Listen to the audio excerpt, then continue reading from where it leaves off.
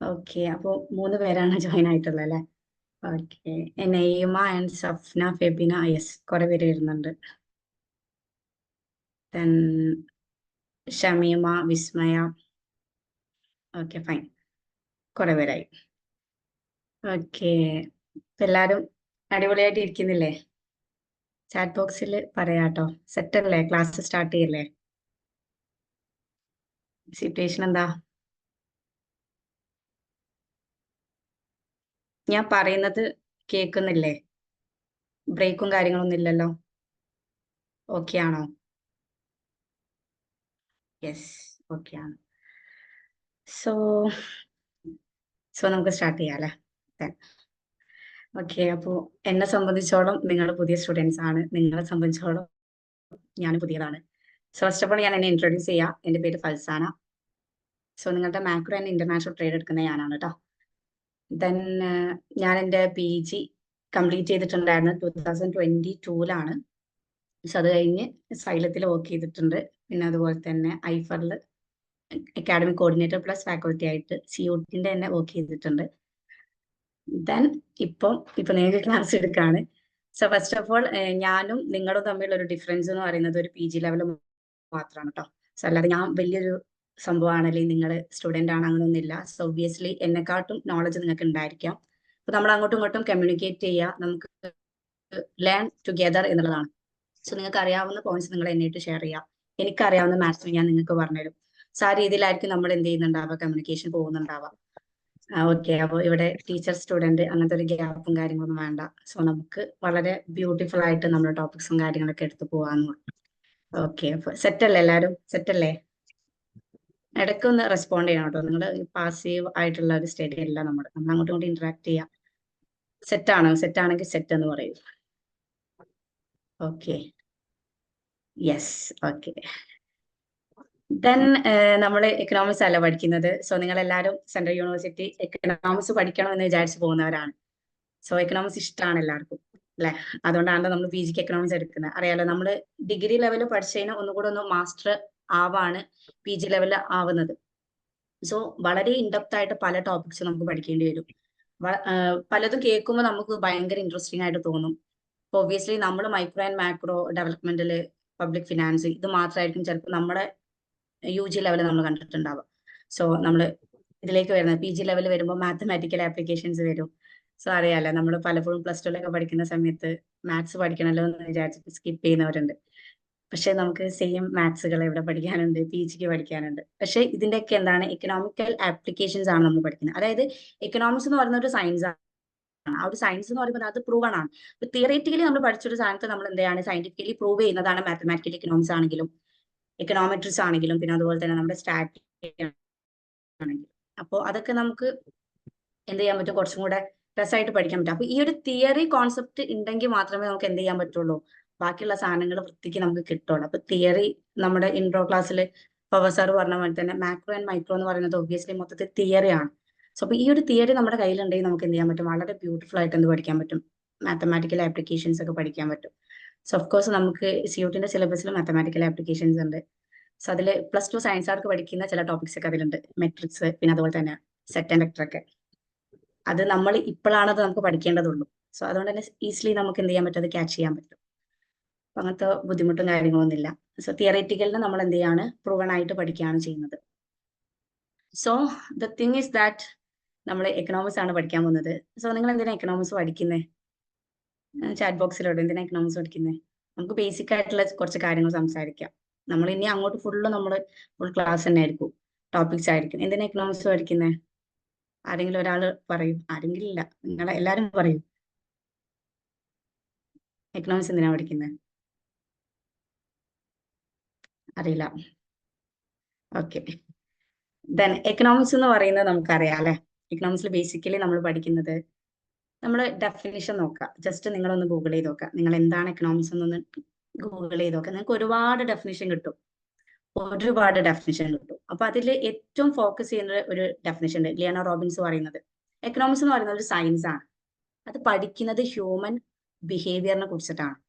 So human ബിഹേവിയറിൽ ആരൊക്കെ തമ്മിലുള്ള റിലേഷൻഷിപ്പാണ് പഠിക്കുന്നത്, സ്കേഴ്സിറ്റി ഓഫ് റിസോഴ്സ്, അതുപോലെ തന്നെ ഓൾട്ടർനേറ്റീവ് വാൺസ്, അതുപോലെ തന്നെ ലിമിറ്റഡ് റിസോഴ്സസ്. ഈ ഒരു സാധനമാണ് ബേസിക്കലി നമ്മൾ എക്കണോമിക്സിൽ പഠിക്കുന്നത്.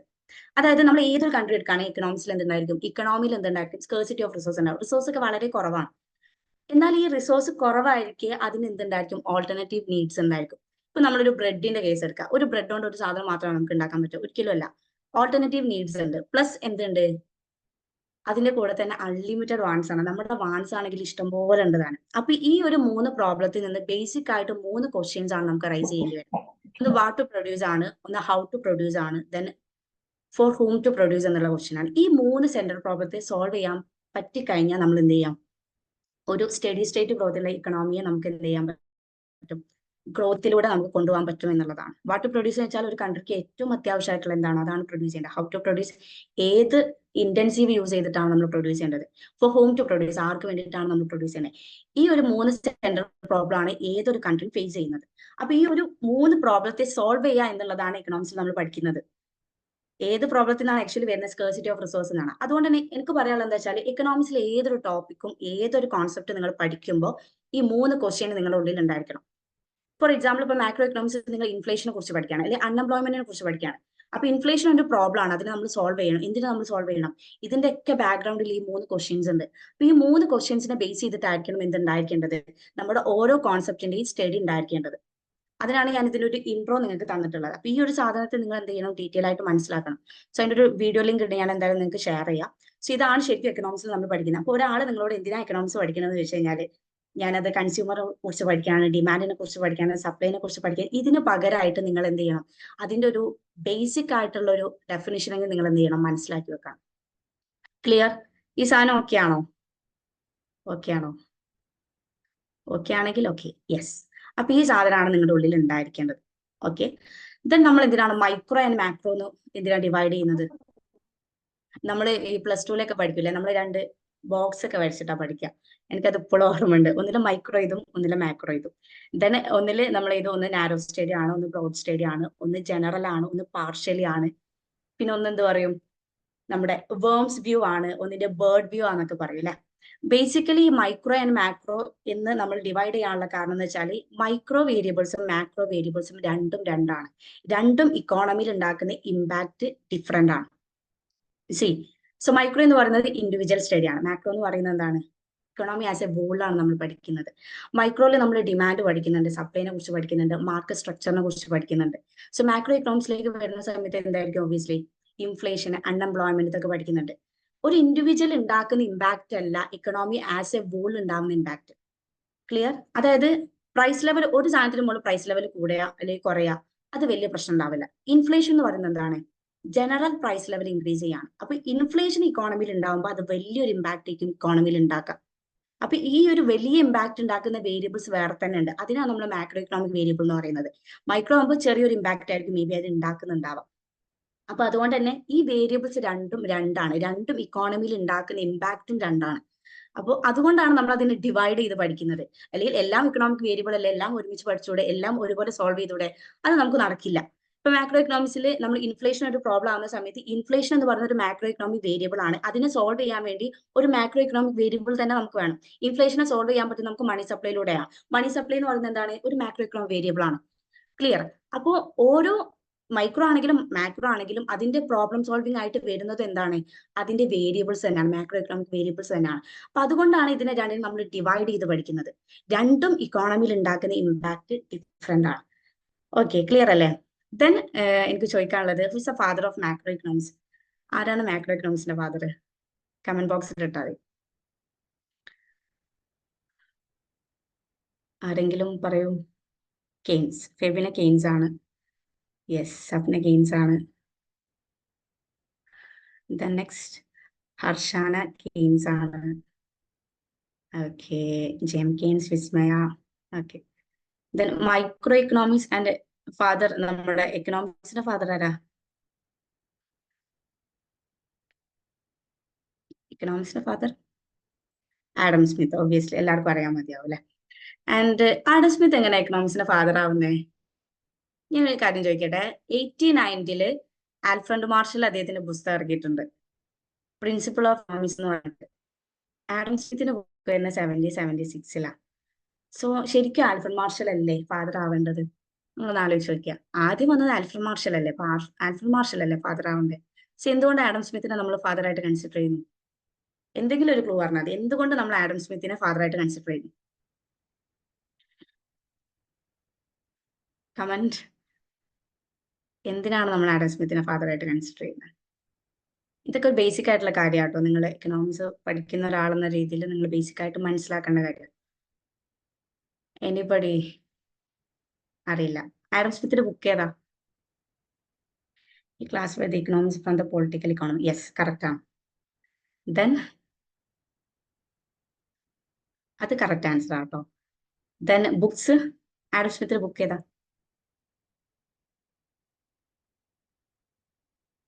ഒന്ന് റെസ്പോണ്ട് ഞാൻ പറഞ്ഞല്ലോ, ഞാൻ ഇങ്ങനെ പഠിപ്പിക്കുക, നിങ്ങൾ കേൾക്കുക, അതല്ല നമ്മൾ ഉദ്ദേശിക്കുന്നത്. നിങ്ങളുടെ റെസ്പോണ്ട് എനിക്കറിയാം. Wealth of nation and enquiry into nature and causes of wealth of nation ആണ് അദ്ദേഹത്തിന്റെ പുസ്തകം. സോ ഈ വെൽത്ത് ഓഫ് നേഷന്റെ പ്രത്യേകത എന്താണെന്ന് വെച്ചാൽ ഇക്കണോമിയിൽ ഇമ്പാക്ട് ചെയ്യുന്ന ഒരുപാട് സാധനത്തിന് ആഡം സ്മിത്ത് കൊണ്ടുവന്നിട്ടുണ്ട്.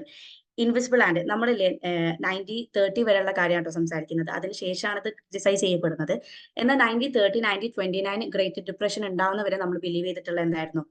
ആഡം സ്മിത്ത്, അതായത് ക്ലാസിക്കൽസ് പറഞ്ഞിട്ടുള്ള invisible hand, laissez fair, division of labour, അങ്ങനെ ഒരുപാട് കാര്യങ്ങൾ. പിന്നെ അതിൽ പറയുകയാണെങ്കിൽ സെയിൽസ് ലോ ഓഫ് മാർക്കറ്റിന്റെ supply creates it's on demand എന്ന് പറയുന്നത്.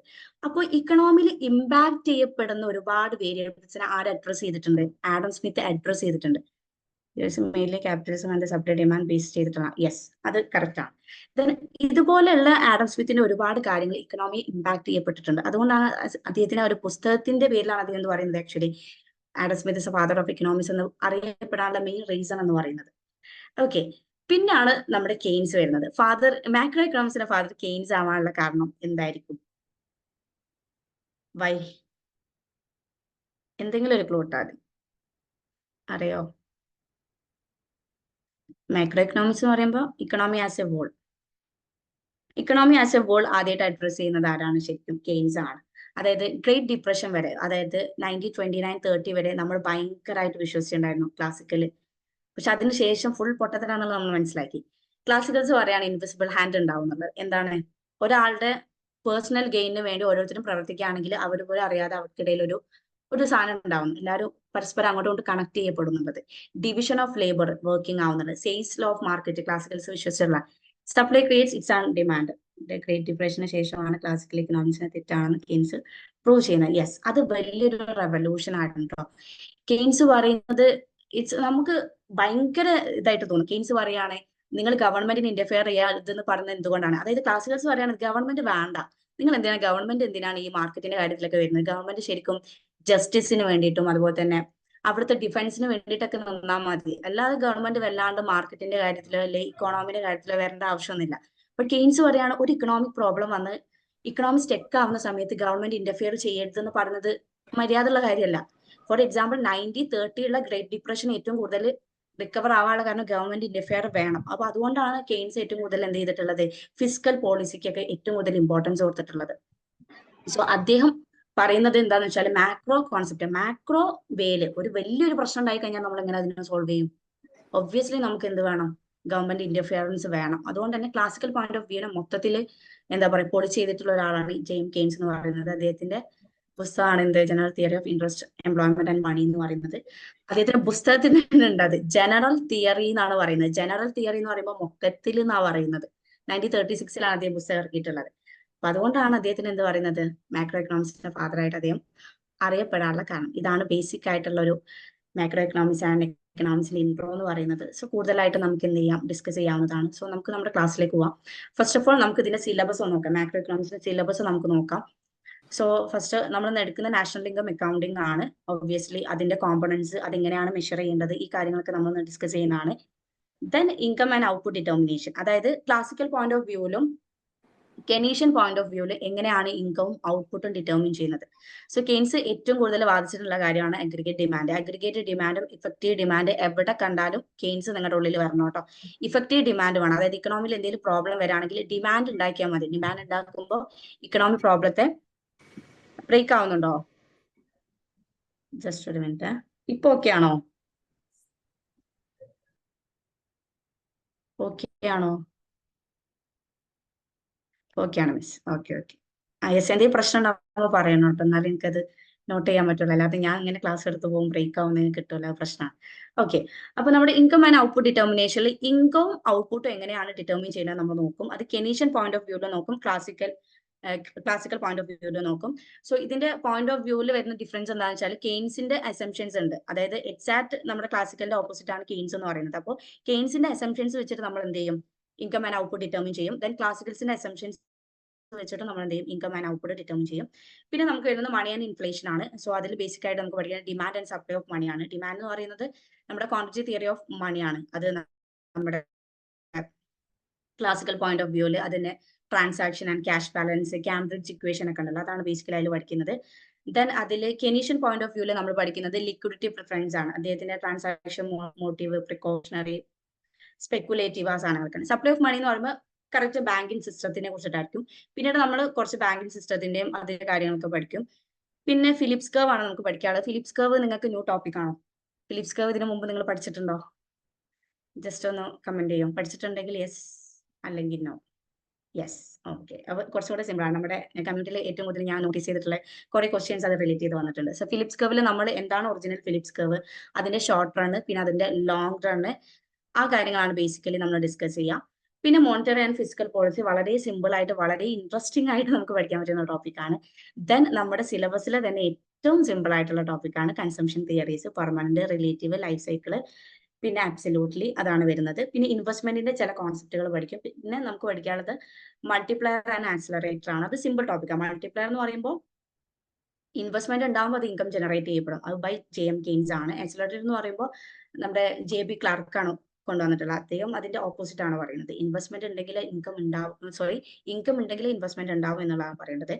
പിന്നെ കുറച്ചും കൂടെ ഫോക്കസ്ഡ് ആവേണ്ടത് നിങ്ങൾ എക്സാക്ട് നിങ്ങളുടെ ക്ലാസ്സിൽ കയറേണ്ടതായിട്ടുള്ള, അതായത് ബാക്കിയുള്ള നമുക്ക് ചിലപ്പം കിട്ടിയെന്ന് വരും, പക്ഷെ കുറച്ചും കൂടെ ട്രിക്കി ആയിട്ട് നമുക്ക് തോന്നാണ് മുണ്ടൽ ഫ്ലെയിം മോഡലും ISLM അനാലിസിസും പിന്നെ purchasing power and the exchange determination. പിന്നെ ഹാരോഡോമർ ആൻഡ് സോളമോഡൻ, അത് കംപ്ലീറ്റ്ലി ഡെവലപ്മെന്റൽ എക്കണോമിക്സ് ആണ്. ഇത്രയാണ് വരുന്നത് കേട്ടോ. ഇത്രയാണ് നമ്മുടെ സിലബസ് വരുന്നത്. സോ സിലബസ് ഓക്കെ അല്ലേ? നിങ്ങൾക്ക് ഓക്കെ ആയിട്ട് തോന്നുന്നില്ലേ? കുഴപ്പമൊന്നുമില്ലല്ലോ? ഓക്കെ ആണോ? സിലബസ് ഓക്കെ ആണോ? ഓക്കെ ആണ്. ഓക്കെ ആണോ? Yes, yes. അപ്പൊ ഞാൻ നിങ്ങളോട് ഫസ്റ്റ് ചോദിക്കുന്ന ക്വസ്റ്റ്യൻ ഇതാണ്, what is the most appropriate term of national income? So ഇതിന് നിങ്ങൾ എന്തായിരിക്കും ആൻസർ ചെയ്യുന്നുണ്ടാവുക? നമ്മൾ ക്ലാസ് കഴിയുമ്പോൾ, ക്ലാസ് എൻഡ് ആവുന്ന സമയത്ത് ഇതിന്റെ കറക്റ്റ് ആൻസർ എനിക്ക് കിട്ടണം. സോ ഇപ്പം ഇതിന്റെ ആൻസർ എന്താണ്? ABCD, ഇതിൽ ഏതാണ് നിങ്ങൾ പറയുന്നത്? What is the most appropriate term of national income? C, NNPFC. Okay. Oh, നിങ്ങൾക്ക് എല്ലാം അറിയാലോ അപ്പൊ. ഓക്കെ, നമുക്ക് എന്തായാലും സിമ്പിൾ ആയിട്ടുള്ള ടോപ്പിക്സാ. ഓക്കെ, അപ്പൊ നമുക്ക് പെട്ടെന്ന് തീർക്കാല്ലേ? സി ആണ്. ബാക്കി അതേഴ്സ് എന്താ പറയുന്നേ? അതേഴ്സ് ആരെങ്കിലും ഒന്ന് ചലഞ്ച് ചെയ്യോ? എയും ബി ഒക്കെ ആരെങ്കിലും ഒക്കെ പറയൂ. ഓക്കെ ആണ്. നമുക്ക് ക്ലാസ്സിലേക്ക് പോകാം. നിങ്ങൾ ചാറ്റ് ചെയ്യൂ കേട്ടോ. ഓക്കെ, നമുക്ക് നാഷണൽ ഇൻകത്തിലേക്ക് പോകാം. എന്താ നാഷണൽ ഇൻകം എന്ന് പറയുന്നത്? National income of A country can be defined as A total market value of the all the final goods and services produced in the economy in an year. ഇവിടെ നമ്മൾ ശ്രദ്ധിക്കേണ്ട കാര്യങ്ങൾ, final goods എന്ന് പറയുന്നത് ഞാൻ not ചെയ്തിട്ടുണ്ട്. Final goods and in an year, ഇതൊക്കെ വളരെ ഇമ്പോർട്ടന്റ് ആയിട്ടുള്ള കാര്യമാണ്. അതായത് ഒരു കൺട്രി നമ്മൾ എടുക്കുന്ന സമയത്ത് ആ കൺട്രിയിൽ ആ ഒരു വർഷത്ത് പ്രൊഡ്യൂസ് ചെയ്യപ്പെടുന്ന എല്ലാ ഗുഡ്സ് ആൻഡ് സർവീസസിന്റെ, എന്ത് ഗുഡ്സ് ആണ്? ഫൈനൽ ഗുഡ്സ് ആണ് കേട്ടോ. ഫൈനൽ ഗുഡ്സ് ആൻഡ് സർവീസസിന്റെ മാർക്കറ്റ് വാല്യൂവിനെയാണ് നമ്മൾ എന്ത് പറയുന്നത്? നാഷണൽ ഇൻകം എന്ന് പറയുന്നത്. ഈ മാർക്കറ്റ് വാല്യൂനെ മൊത്തം കൂട്ടിക്കഴിഞ്ഞാൽ നമുക്ക് നാഷണൽ ഇൻകം എന്ന് പറയാം. ഇപ്പൊ ഫോർ എക്സാമ്പിൾ നമ്മളൊരു 2 lakh ഔട്ട്പുട്ട് ഉണ്ടാക്കിയിട്ടുണ്ടെങ്കിൽ അതിന്റെ പ്രൈസ് ഇൻറ്റു ആ 2 lakh ഔട്ട്പുട്ട് ആണ് ആക്ച്വലി എന്ത് പറയുന്നത്? നമ്മുടെ നാഷണൽ ഇൻകം ആയിട്ട് നമ്മൾ മെഷർ ചെയ്യുന്നുണ്ടാവുക. Okay, in order to avoid the counting several times the parts of goods that are sold and resold, national income only includes the market value of the final goods and it ignores the transaction involve with the intermediate goods. എന്താണ് intermediate goods? എന്താണ് final goods? അല്ലെ final goods ആണ്, എന്താണ് intermediate goods? നിങ്ങൾ എന്താണ് മനസ്സിലാക്കിയിട്ടുള്ളത്? Anybody? എന്താ intermediate goods? നമുക്ക് പ്രൊഡക്ഷൻ ഫംഗ്ഷനിലൊക്കെ പഠിക്കാണ്ട് micro economics used to produce the final goods. Yes, produce the final goods, make the final goods. Clear? അതായത് ഫൈനൽ ഗുഡ്സ് എന്ന് പറയുന്നത് നമ്മുടെ ഫൈനൽ യൂസിന് വേണ്ടി നമ്മൾ യൂസ് ചെയ്യുന്നത്, അതായത് നമുക്ക് ഡയറക്റ്റ് യൂസ് ചെയ്യാം അതിനെ. എന്നാൽ ഈ ഒരു ഫൈനൽ ഗുഡ്സ് യൂസ് ചെയ്യാൻ വേണ്ടി നമ്മൾ ഉപയോഗിക്കുന്ന അതിന്റെ ഡ്യൂറിംഗ് ദ പ്രോസസ്സ് നമ്മൾ ഉപയോഗിക്കുന്ന ഗുഡ്സിനാണ് നമ്മൾ എന്ത് പറയുക, ഇന്റർമീഡിയറ്റ് ഗുഡ്സ് എന്ന് പറയാം. ഇപ്പൊ നോക്കുകയാണെങ്കിൽ നമ്മളൊരു ബ്രെഡ് ഉണ്ടാക്കുന്നുണ്ട്. ബ്രെഡ് ഉണ്ടാക്കുന്നതിന് നമുക്ക് മൈദ വേണം, ഓയിൽ വേണം, അങ്ങനത്തെ കുറച്ച് സാധനങ്ങളൊക്കെ വേണമല്ലോ. അപ്പൊ ഈ ഇന്റർമീഡിയറ്റ് ഗുഡ്സ് എന്ന് പറയുന്നത് ഈ മൈദ, ഓയിൽ, ഈ സാധനങ്ങളൊക്കെയാണ് ഇന്റർമീഡിയറ്റ് ഗുഡ്സ് എന്ന് പറയുന്നത്. ഫൈനൽ ഗുഡ് എന്ന് പറയുന്നത് എന്താണ്? ബ്രെഡാണ്. എന്നാൽ ഇവിടെ ഏറ്റവും എന്താ പറയാ ഇൻട്രസ്റ്റിംഗ് ആയിട്ടുള്ള ഒരു കാര്യം എന്ന് പറയുന്നത്, ഒരു പ്രൊഡക്ഷൻ യൂണിറ്റിന്റെ ഫൈനൽ ഗുഡ് എന്ന് പറയുന്നത് വേറൊരു പ്രൊഡക്ഷൻ യൂണിറ്റിന്റെ ഇന്റർമീഡിയറ്റ് ഗുഡ് ആവാം.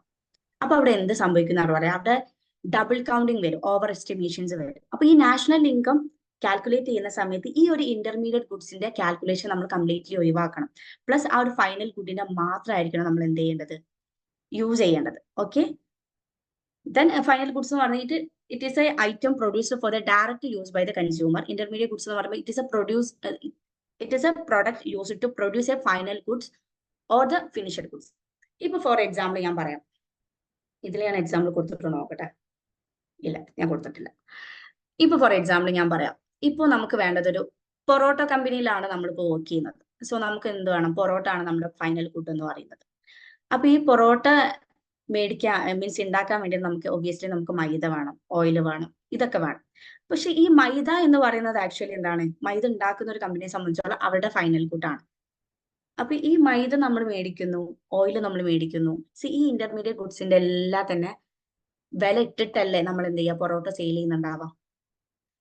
ഓക്കെ, അതിന്റെ ഫൈനൽ ഗുഡ്സിന്റെ നമ്മൾ 10 രൂപ ഒരു പൊറോട്ടയ്ക്ക് വരുന്നുണ്ടെങ്കിൽ സോ അതിന്റെ ഒരു കുറച്ച് എമൗണ്ട് നമ്മുടെ ഇൻപുട്സിന് പോകൂലേ, ചെറിയൊരു എമൗണ്ട് മാത്രം നമ്മൾ അതിന് പ്രോഫിറ്റ് എക്സ്പെക്ട് ചെയ്യാൻ നമുക്ക് പറ്റുള്ളൂ.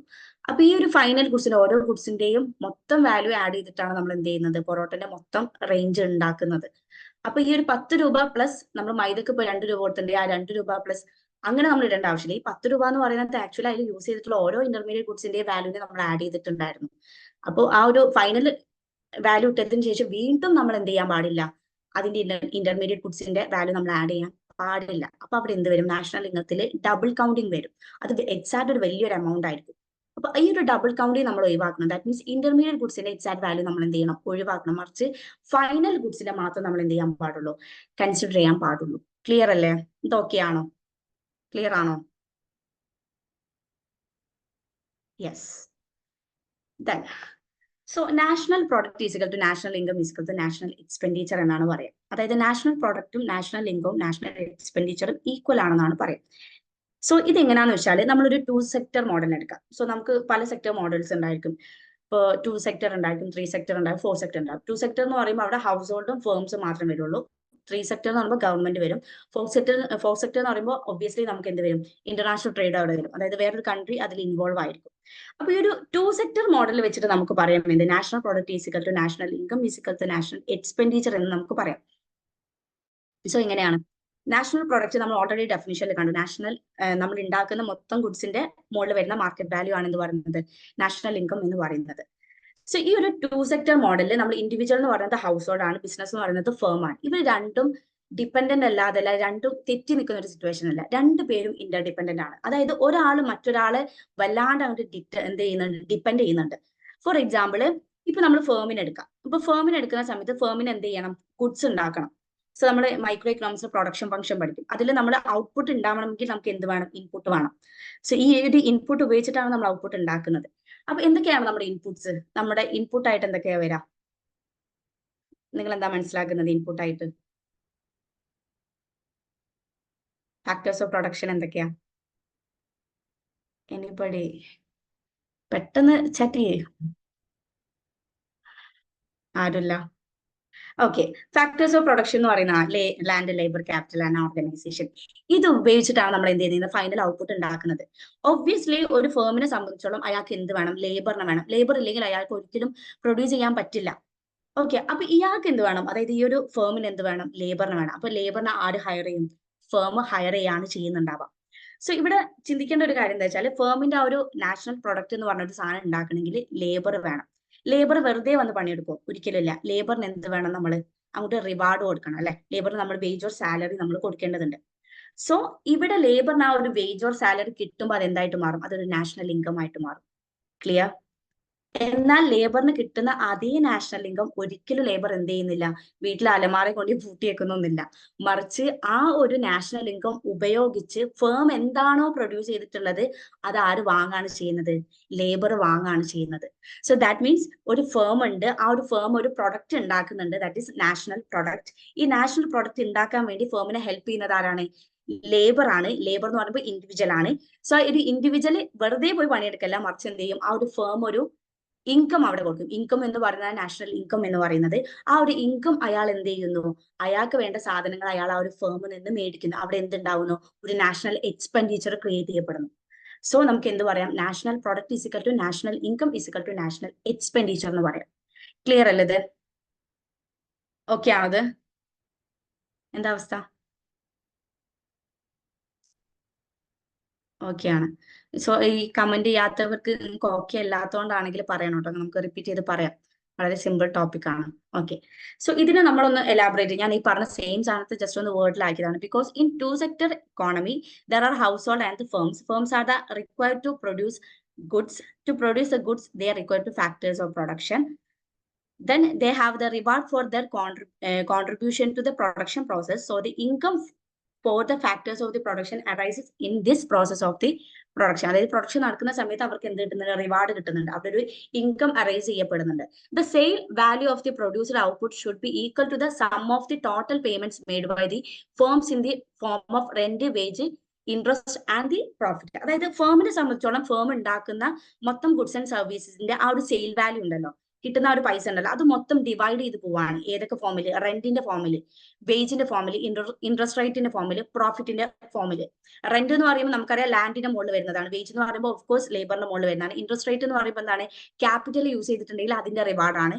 ദെൻ പ്രോഫിറ്റ് എന്ന് പറയുന്നത് എന്താണ്, സോ അതിന് ഇതാക്കിയിട്ടില്ല, ആ ഒരു ഫേമിന്റെ മുതലാളി അടക്കം ആര് എന്ത് വാങ്ങുന്നുണ്ട്, പ്രോഫിറ്റ് വാങ്ങുന്നുണ്ട്. അപ്പൊ മൊത്തം കിട്ടുന്ന ഒരു റിട്ടേൺ ഉണ്ടല്ലോ, ആ ഒരു ഗുഡ്സ് വിൽക്കുന്നത്, അത് മൊത്തം എന്ത് ചെയ്യുന്നുണ്ട്, ഡിവൈഡ് ചെയ്യപ്പെടുന്നുണ്ട്. അതായത് മൊത്തം അതൊരു ഇൻകം ആയിട്ട് പോകുന്നുണ്ട് ഒരാൾക്ക്. ആ ഇൻകം മുഴുവൻ അവരത് സേവ് ചെയ്ത് വെക്കല്ലേ ചെയ്യുന്നത്, മറിച്ച് ആ ഇൻകം മുഴുവനായിട്ട് നമ്മൾ എന്ത് ചെയ്യുന്നുണ്ട്, എക്സ്പെൻഡിച്ചർ ആയിട്ട് യൂസ് ചെയ്യുന്നുണ്ട്. അതുകൊണ്ട് തന്നെ നമുക്ക് എന്ത് പറയാം, national product is equal to national income is equal to national expenditure എന്ന് പറയാം. Clear? The income in turn become the source of expenditure. So the income flows from the firm to the household for the productive service. And this income again return to the firm when the expenditure made by the household on the goods produced by the firm. Again ആർക്കിനെ പോവാണ്, അത് ഫേമിന് പോവാണ് ചെയ്യുന്നത്. അതുകൊണ്ടാണ് ഈ ഒരു 3 ടേമിനെ നമ്മൾ equal ആയിട്ട് consider ചെയ്യുന്നത്. ക്ലിയർ? സോ നമുക്ക് എന്ത് പറയാം, national income is equal to national product is equal to national expenditure എന്ന് നമുക്ക് പറയാം. ദെൻ നമുക്ക് നാഷണൽ ഇൻകത്തിൽ പഠിക്കാനുള്ള കോൺസെപ്റ്റുകൾ ഇത്രയാണ്. ഒന്ന് നമ്മൾ GDP കാണും, ദെൻ GNP കാണും, NDP, NNP at a market price and the NNP at a factor cost, personal income, personal disposable income, nominal national income, real national income, GNP gap and the green GDP. The final one നമ്മൾ പഠിക്കുന്നത് methods of measuring national income ആണ്. So ഇവിടെ നിങ്ങൾ മനസ്സിലാക്കുന്ന ഒരു കാര്യം എന്താ വെച്ചാൽ, ഫസ്റ്റ് നമ്മൾ എടുക്കുന്നത് GDP മാത്രമാണ്. സോ ഈ ഒരു GDPയിൽ P എപ്പോഴും കോൺസ്റ്റന്റ് ആയിരിക്കും, എന്നാൽ ജിയും ഡിയും മാറും. ജിയും ഡിയും മാറുന്ന സമയത്ത് എന്തൊക്കെ വേരിയബിൾസ് അതിന്റെ കൂടെ ആഡ് ചെയ്യപ്പെടുന്നു, അല്ലെങ്കിൽ എന്തൊക്കെ വേരിയബിൾസ് അതിൽ നിന്ന് നമ്മളെ മൈനസ് ചെയ്യപ്പെടുന്നു, അതാണ് നിങ്ങൾ ഫോക്കസ് ചെയ്യേണ്ടത്. അതാണ് നിങ്ങൾക്ക് ക്വസ്റ്റ്യൻ വരാം. ഓക്കെ, ചിലപ്പോൾ നിങ്ങളോട് ചോദിക്കും GDPന്റെ കൂടെ എന്ത് മൈനസ് ചെയ്ത് കഴിഞ്ഞാലാണ് നമുക്ക് എന്ത് കിട്ടുക, GNP കിട്ടാം. GNP യെസ്, എന്ത് കൂട്ടി കഴിഞ്ഞാലാണ് GNP കിട്ടുക, NDPന്റെ കൂടെ കഴിഞ്ഞ് എന്ത് കുറച്ച് കഴിഞ്ഞാലാണ് GNP കിട്ടുക. അപ്പൊ അങ്ങനത്തെ കുറച്ച് ക്വസ്റ്റ്യൻസ് വരും. അപ്പൊ നമ്മൾ അവിടെ കൺഫ്യൂസിങ് ആണ്. അതിൽ നിങ്ങൾ എന്ത് ചെയ്യണം എന്ന് പറയാം, കോൺസെപ്റ്റ് ക്ലിയർ ആയിട്ട് മനസ്സിലാക്കി വെക്കുക എന്നുള്ളതാണ്. അല്ലാതെ ജസ്റ്റ് കാണാപ്പാടം പഠിച്ചു പോയി കഴിഞ്ഞാൽ നമുക്ക് ഈ സാധനം നടക്കില്ല. നമ്മൾ കോൺസെപ്റ്റ് ക്ലിയർ ചെയ്ത് പഠിച്ചേ പറ്റുള്ളൂ. സോ നമുക്ക് എന്തായാലും പോവാം. സോ GDP എന്ന് പറയുന്നത് എന്താണ്, ഗ്രോസ് ഡൊമസ്റ്റിക് പ്രൊഡക്റ്റ് ആണ്. GDP is the money value of all the final goods and services produced in the domestic territory of a country during an accounting year. ഞാൻ ഇവിടെ ലൈൻ ചെയ്തിട്ടുള്ള 2 വേർഡ്സ് ഉണ്ട്, domestic territory and accounting year. GDP ഉണ്ടല്ലേ, gross domestic product. അതായത് within കൺട്രിയിൽ ഒരു accounting ഇയറിൽ produce ചെയ്യപ്പെടുന്ന മൊത്തം ഗുഡ്സ് ആൻഡ് സർവീസിന്റെ, ഫൈനൽ ഗുഡ്സ് ആൻഡ് സർവീസിന്റെ മാർക്കറ്റ് വാല്യൂ ഓർ മണി വാല്യൂനാണ് നമ്മൾ എന്ത് പറയാ, GDP എന്ന് പറയാം. ഇവിടെ ഏറ്റവും ഹൈലൈറ്റ് ചെയ്യുന്നത് ഡൊമസ്റ്റിക് ടെറിട്ടറി ആണ്. അതായത് എന്റെ ഇന്ത്യ എന്ന് പറയുന്ന ഈ ഒരു രാജ്യത്ത് ഒരു അക്കൗണ്ടിങ് ഇയർ എന്ന് പറയുന്നത് എന്താ, accounting year or financial year എന്ന് പറയുന്നത് എന്താ, എനിബഡി? നമ്മൾ അക്കൗണ്ടിങ് ഇയർ ആയിട്ട് കണക്കാക്കുന്നപ്പോഴാ ജാനുവരി ടു ഡിസംബർ ആണോ?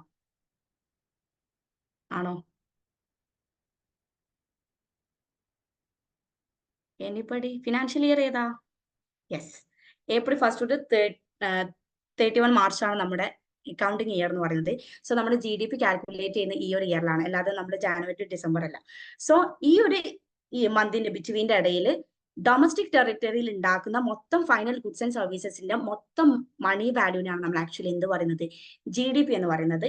It CARES about the goods produced in the year it producer. ഇവിടെ നമ്മൾ മാർക്ക് ചെയ്യേണ്ട one of the important point എന്ന് വെച്ചാൽ, ഈ ഒരു ഗുഡ്സ് സെയിൽ ചെയ്യപ്പെട്ട ഗുഡ്സിനെ മാത്രമല്ല നമ്മൾ എന്ത് ചെയ്യുക കൺസിഡർ ചെയ്യപ്പെടുന്നുണ്ടാവുക, പ്രൊഡ്യൂസ്ഡ് എന്നാണ് പറയുന്നത്. പ്രൊഡ്യൂസ് ചെയ്ത ഗുഡ്സ്, അതായത് അത് സെയിൽ ചെയ്യപ്പെടുകയോ സെയിൽ ചെയ്യപ്പെടാതിരിക്കുകയോ ചെയ്യാം, പ്രൊഡ്യൂസ് ചെയ്യപ്പെടുന്ന മൊത്തം ഗുഡ്സ് ആൻഡ് സർവീസസിന്റെ മാർക്കറ്റ് വാല്യൂവിനാണ് നമ്മൾ പറയുന്നത്. One of the important point ആണ്, അത് നിങ്ങൾ നോട്ട് ചെയ്ത് വെക്കാം. Exclude the gifts and the second hand sales. ഇവിടെ എന്ത് ഇൻക്ലൂഡ് ചെയ്യപ്പെടില്ല? ഗിഫ്റ്റ്സ് ഉണ്ടാവില്ല, അതുപോലെ തന്നെ സെക്കൻഡ് ഹാൻഡ് ഗുഡ്സ് ഉണ്ടാവില്ല. സോ നമുക്ക് നമ്മുടെ മാർക്കറ്റ് പബ്ലിക് ഫിനാൻസിലൊക്കെ നമുക്ക് സെക്കൻഡ് ഹാൻഡ് മാർക്കറ്റിനെ കുറിച്ച് പഠിക്കാൻ.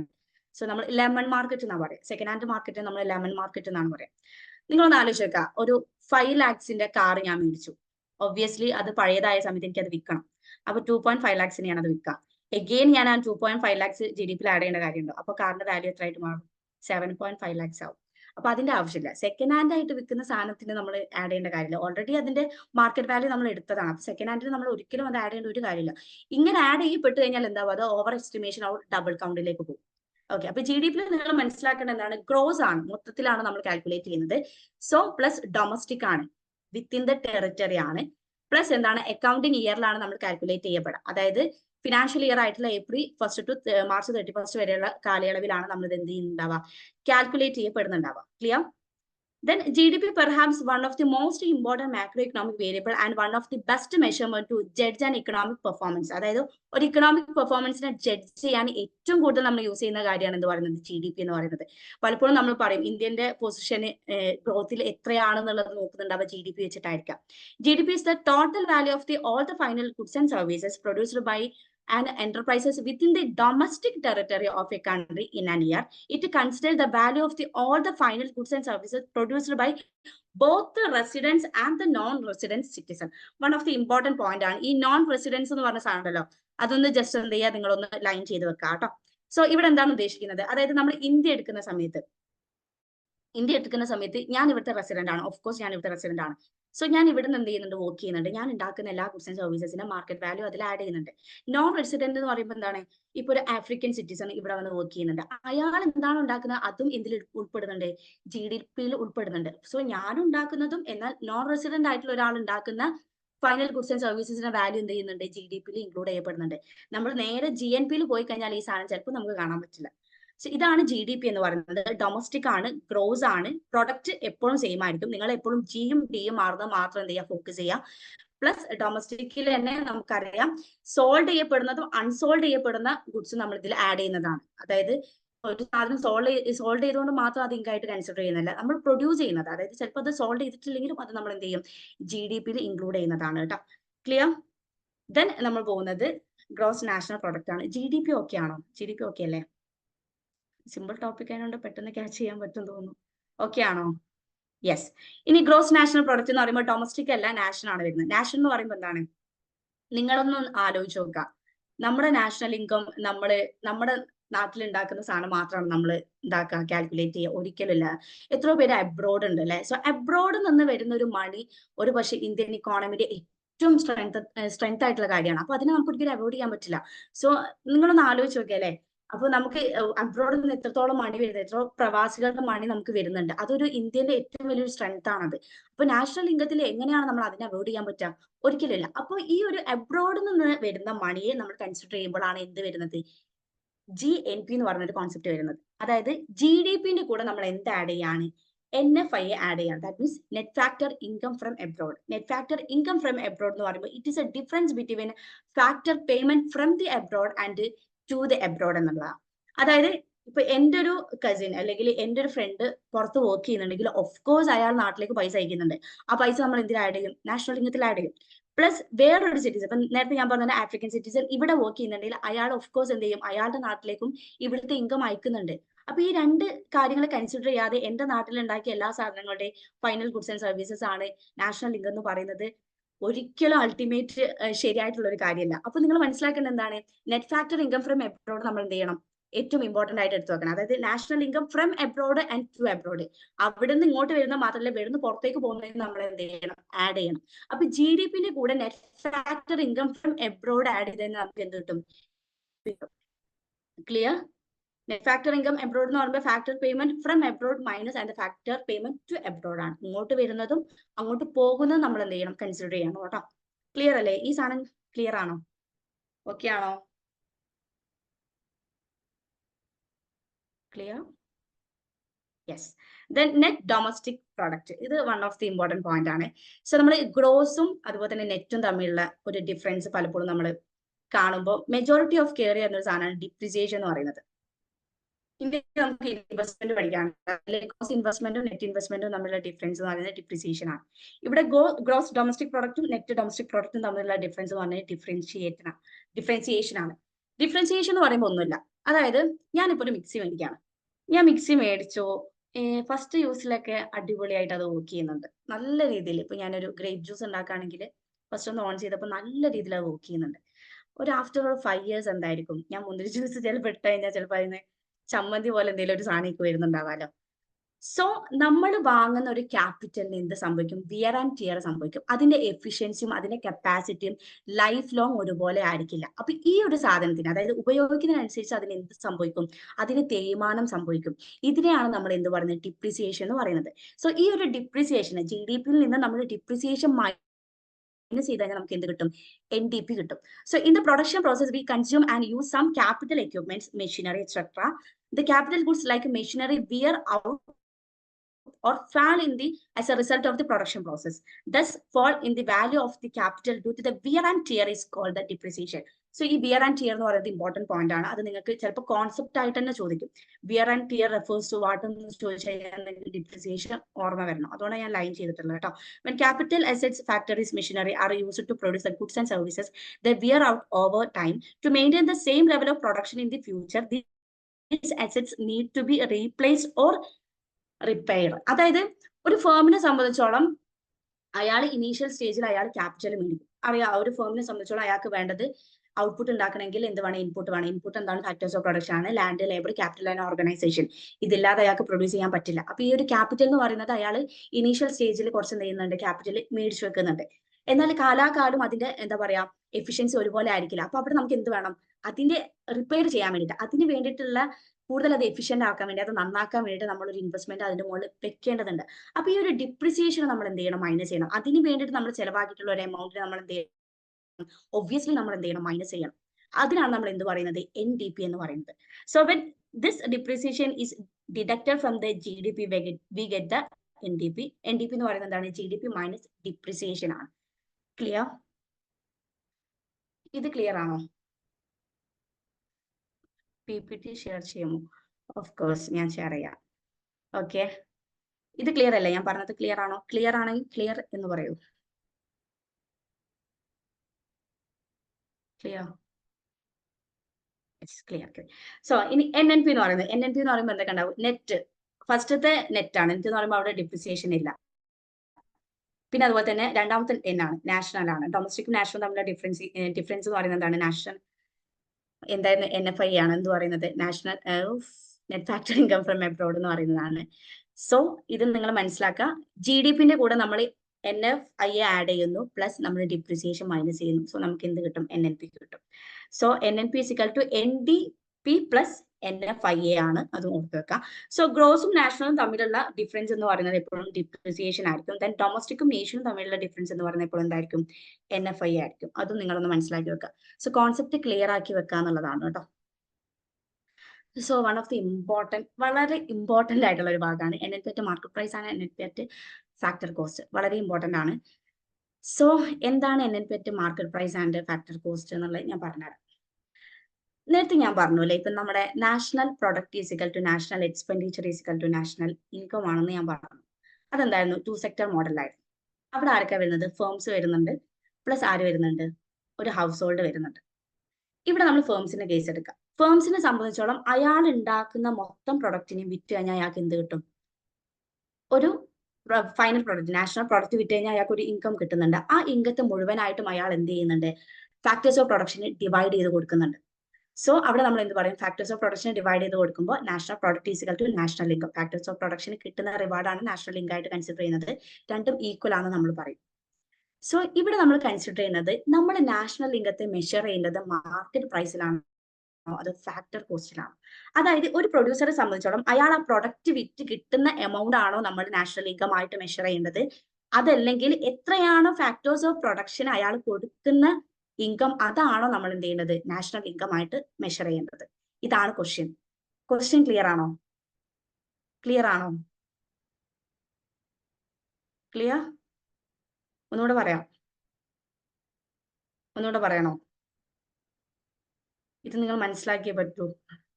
യെസ്, അതായത് നാഷണൽ ഇൻകം എന്ന് പറയുന്നത് ഫാക്ടേഴ്സ് ഓഫ് പ്രൊഡക്ഷന് കൊടുക്കുന്ന എമൗണ്ട് ആണോ നാഷണൽ ഇൻകം ആയിട്ട് കൺസിഡർ ചെയ്യേണ്ടത്, ഓർ ആ ഒരു പ്രൊഡ്യൂസർക്ക് കിട്ടുന്ന ടോട്ടൽ എമൗണ്ടിനെ ആണോ നമ്മൾ നാഷണൽ ഇൻകം ആയിട്ട് കൺസിഡർ ചെയ്യേണ്ടത്. അപ്പൊ നിങ്ങൾക്ക് ഒരു ക്വസ്റ്റ്യൻ ഉണ്ടാവും, നേരത്തെ ഞാൻ ഓൾറെഡി പറഞ്ഞു അയാൾക്ക് കിട്ടുന്ന എമൗണ്ട് ആണ് നമ്മൾ ഫാക്ടേഴ്സ് ഓഫ് പ്രൊഡക്ഷന് കൊടുക്കുന്നത്, അപ്പൊ രണ്ടും ഈക്വൽ അല്ല, അപ്പൊ രണ്ടും നാഷണൽ ഇൻകം അല്ലേന്ന്. ബട്ട് ഇവിടെയാണ് ഒരു ഡിഫറൻസ് വരുന്നത്. ഈ ഒരു മാർക്കറ്റ് വാല്യൂ, അതായത് മാർക്കറ്റ് പ്രൈസ് എന്ന് പറയുന്നത് ഫാക്ടർ കോസ്റ്റിന് ഈക്വൽ ആവണമെന്നില്ല. അതായത് ഇപ്പൊ ഞാൻ പറഞ്ഞുതരാം, ഇപ്പൊ ഒരു 100 യൂണിറ്റ് അല്ലെങ്കിൽ 100 യൂണിറ്റ് അയാൾ എന്ത് ചെയ്യും, 100 രൂപക്ക് അയാൾ ഒരു പ്രൊഡക്ഷൻ ഉണ്ടാക്കുന്നുണ്ട്. 100 രൂപക്ക് അയാൾ ഒരു പ്രൊഡക്ഷൻ ഉണ്ടാക്കിയിട്ട് ഔട്ട്പുട്ട് വിൽക്കുന്നുണ്ട്. അയാൾക്ക് കിട്ടുന്നതെന്ന് പറഞ്ഞാൽ 100 രൂപയാണ്. എന്നാൽ ഗവൺമെന്റ് എന്ത് ചെയ്യാണ്, അതിന്റെ മുകളിൽ ഒരു ഇൻഡയറക്ട് ടാക്സ് എന്ത് ചെയ്യുന്നുണ്ട്, ചുമത്തുന്നുണ്ടെന്ന് വിചാരിക്കാം. നമുക്കറിയാം ഗുഡ്സ് ആൻഡ് സർവീസസിന് മുകളിൽ നമ്മൾ ചുമത്തുന്നതാണ് ഇൻഡയറക്ട് ടാക്സ് എന്ന് പറയുമ്പോൾ. സോ നമുക്കത് ഡീറ്റെയിൽ ആയിട്ട് പഠിക്കാണ്ട് ഡയറക്ട് ടാക്സ് എന്താണ്, ഇൻഡയറക്ട് ടാക്സ് എന്താണെന്നുള്ളത്. സോ ഇൻഡയറക്ട് ടാക്സ് എന്ന് പറയുമ്പോൾ it's a final money burden ആർക്കും വരാം. ഇമ്പാക്റ്റും ഇൻസിഡന്റ് വേറെയാണ്. ആരാണ് ഫൈനൽ ആയിട്ട് അത് ബൈ ചെയ്യുന്നത് അയാൾക്കായിരിക്കും ഫൈനൽ മണി ബർഡൻ വരുന്നുണ്ടായിരിക്കാം. അപ്പൊ ഈ ഒരു ഇൻഡയറക്ട് ടാക്സ് വരുന്ന സമയത്ത് ഒബ്വിയസ്ലി നമ്മൾ വിചാരിക്കാം, ഇപ്പോ ഒരു 20 റുപ്പീസ് അയാൾക്ക് ഒരു ടാക്സ് വന്ന് ഗവൺമെന്റ് ടാക്സ് ഈടാക്കി. അപ്പൊ അയാൾ 100 രൂപക്ക് വിറ്റു, അയാൾക്ക് 100 രൂപ കിട്ടി. പ്ലസ് എന്താണ്, അതാണ് അയാളുടെ മാർക്കറ്റ് പ്രൈസ് കേട്ടോ. 100 രൂപക്ക് വിറ്റ് 100 രൂപ അയാളുടെ കയ്യിൽ കിട്ടി, അതാണ് അയാളുടെ മാർക്കറ്റ് പ്രൈസ്. പ്ലസ് ഗവൺമെന്റ് എന്ത് ചെയ്യുന്നത്, ഒരു 20 റുപ്പീസ് ഒരു ഇൻഡയറക്ട് ടാക്സ് ഉണ്ടാക്കാം. അപ്പൊ അയാൾ എന്ത് ചെയ്യും, ഒബ്വിയസ്ലി എന്ത് ചെയ്യും, ആ ഒരു ടാക്സ് എമൗണ്ട് ഗവൺമെന്റിലേക്ക് അടയ്ക്കണം. അപ്പൊ ഓഫ് കോഴ്സ് നിങ്ങളൊന്ന് ആലോചിച്ചൊക്കെ 20 രൂപ ഗവൺമെന്റിലേക്ക് പോകുന്ന സമയത്ത് ഫാക്ടേഴ്സ് ഓഫ് പ്രൊഡക്ഷന് കൊടുക്കാൻ അയാൾക്ക് എത്ര രൂപ ഉണ്ടാവുള്ളൂ, 80 രൂപ ഉണ്ടാവുള്ളൂ. അപ്പൊ ഇവിടെ മനസ്സിലായില്ലേ, ഫാക്ടർ കോസ്റ്റും മാർക്കറ്റ് പ്രൈസും രണ്ടും രണ്ടാണ്. ഇവിടെ ആരൊക്കെ കടന്നു വരാം, ഒന്ന് ഗവൺമെന്റിന്റെ ടാക്സ് കടന്നു വരാം, ഒന്ന് ഗവൺമെന്റിന്റെ സബ്സിഡി കടന്നു വരാം. 100 രൂപക്ക് അയാൾ ആ ഒരു സാധനം വിൽക്കുമ്പോൾ അയാൾക്ക് കിട്ടുന്നത് മാർക്കറ്റ് പ്രൈസ് 100 രൂപയാണെങ്കിൽ അവിടെ 20 രൂപ ടാക്സ് ഈടാക്കുമ്പോൾ അയാൾക്ക് കിട്ടുന്നത് 80 രൂപയാണ്. ഈ 80 രൂപന്റെ കൂടെ ഒരു 30 രൂപ ഗവൺമെന്റ് സബ്സിഡി കൊടുക്കാന്ന് വിചാരിക്കുക. അപ്പൊ അയാൾക്ക് എത്ര ഉണ്ടായിരിക്കും, 110 ആവാതെ ഉണ്ട്. അപ്പൊ ആ 110 ആയിരിക്കും അയാൾ ആർക്ക് കൊടുക്കുന്നുണ്ടാവുക, ഫാക്ടർ കോസ്റ്റിന് കൊടുക്കുന്നുണ്ടാവുക. സോ ഇവിടെ നമ്മൾ കാൽക്കുലേറ്റ് ചെയ്യുമ്പോൾ അയാൾക്ക് കിട്ടുന്ന മാർക്കറ്റ് പ്രൈസ് അല്ല നമ്മൾ എന്ത് ചെയ്യേണ്ടത് നാഷണൽ ഇൻകം ആയിട്ട് കൺസിഡർ ചെയ്യേണ്ടത്, മറിച്ച് അയാൾ അതിൽ നിന്ന് എത്രത്തോളം ടാക്സ് കൊടുത്തു പ്ലസ് അയാൾക്ക് എത്രത്തോളം സബ്സിഡി കിട്ടി, ഈ രണ്ട് കാര്യത്തെയും കൺസിഡർ ചെയ്തിട്ട് എത്രയാണോ ഫാക്ടർ കോസ്റ്റ് ആയിട്ട് അയാൾ കൊടുക്കുന്നത് അതായിരിക്കണം നമ്മുടെ നാഷണൽ ഇൻകം. ക്ലിയർ ആണോ? ഈ സാധനം ക്ലിയർ ആണോ? ക്ലിയർ ആണോ? യെസ്, ഓക്കെ ആണ്.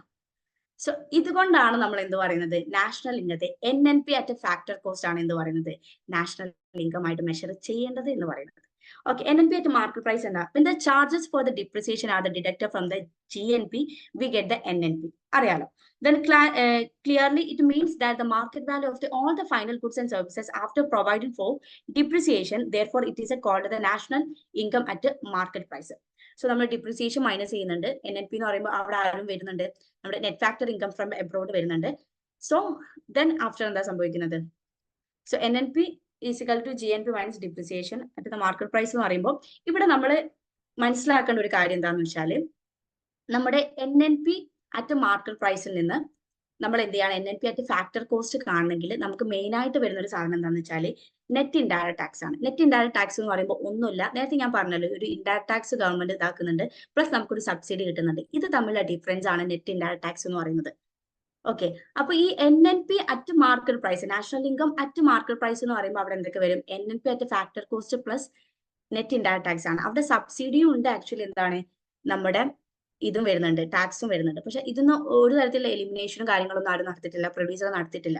അതാണ് എന്ത് പറയുന്നത് മാർക്കറ്റ് പ്രൈസ് ആയിട്ട് വരുന്നത്.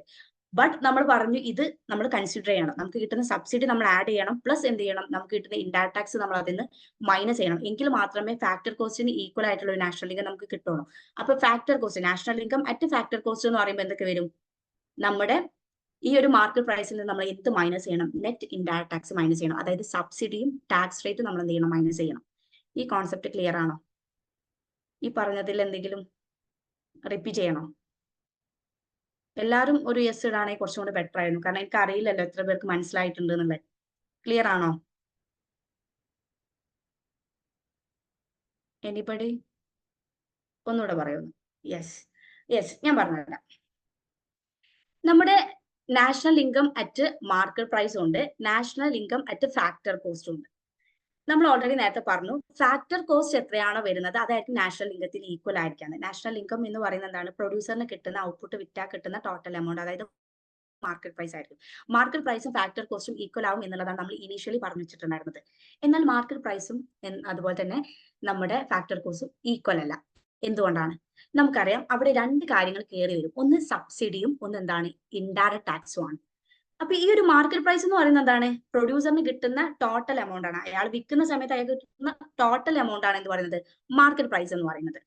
സോ ഇതേ മാർക്കറ്റ് പ്രൈസ് അല്ല ഒരിക്കലും പ്രൊഡ്യൂസർ ആർക്ക് കൊടുക്കുന്നത്, ഫാക്ടർ കോസ്റ്റിന് കൊടുക്കുന്നത്. കാരണം എന്താണ്, ഒരു പ്രൊഡ്യൂസറെ സംബന്ധിച്ചോളം അയാളുടെ ഗുഡ്സ് ആൻഡ് സർവീസസിന്റെ മുകളിൽ ഒബ്വിയസ്ലി എന്ത് ചെയ്യും, ഗവൺമെന്റ് ഒരു ടാക്സ് ഈടാക്കും. നമുക്കറിയാലോ, ഗുഡ്സ് ആൻഡ് സർവീസസ് ടാക്സ് നമുക്ക് അറിയുന്നതാണ്. എല്ലാ ഗുഡ്സിന്റെ മുകളിൽ എന്ത് ചെയ്യും, ഒരു ടാക്സ് ഈടാക്കുന്നുണ്ടാവും. അപ്പൊ ഈ ഒരു ടാക്സ് എമൗണ്ട് അയാൾ എന്ത് ചെയ്യണം, ഗവൺമെന്റിലേക്ക് അടയ്ക്കണം.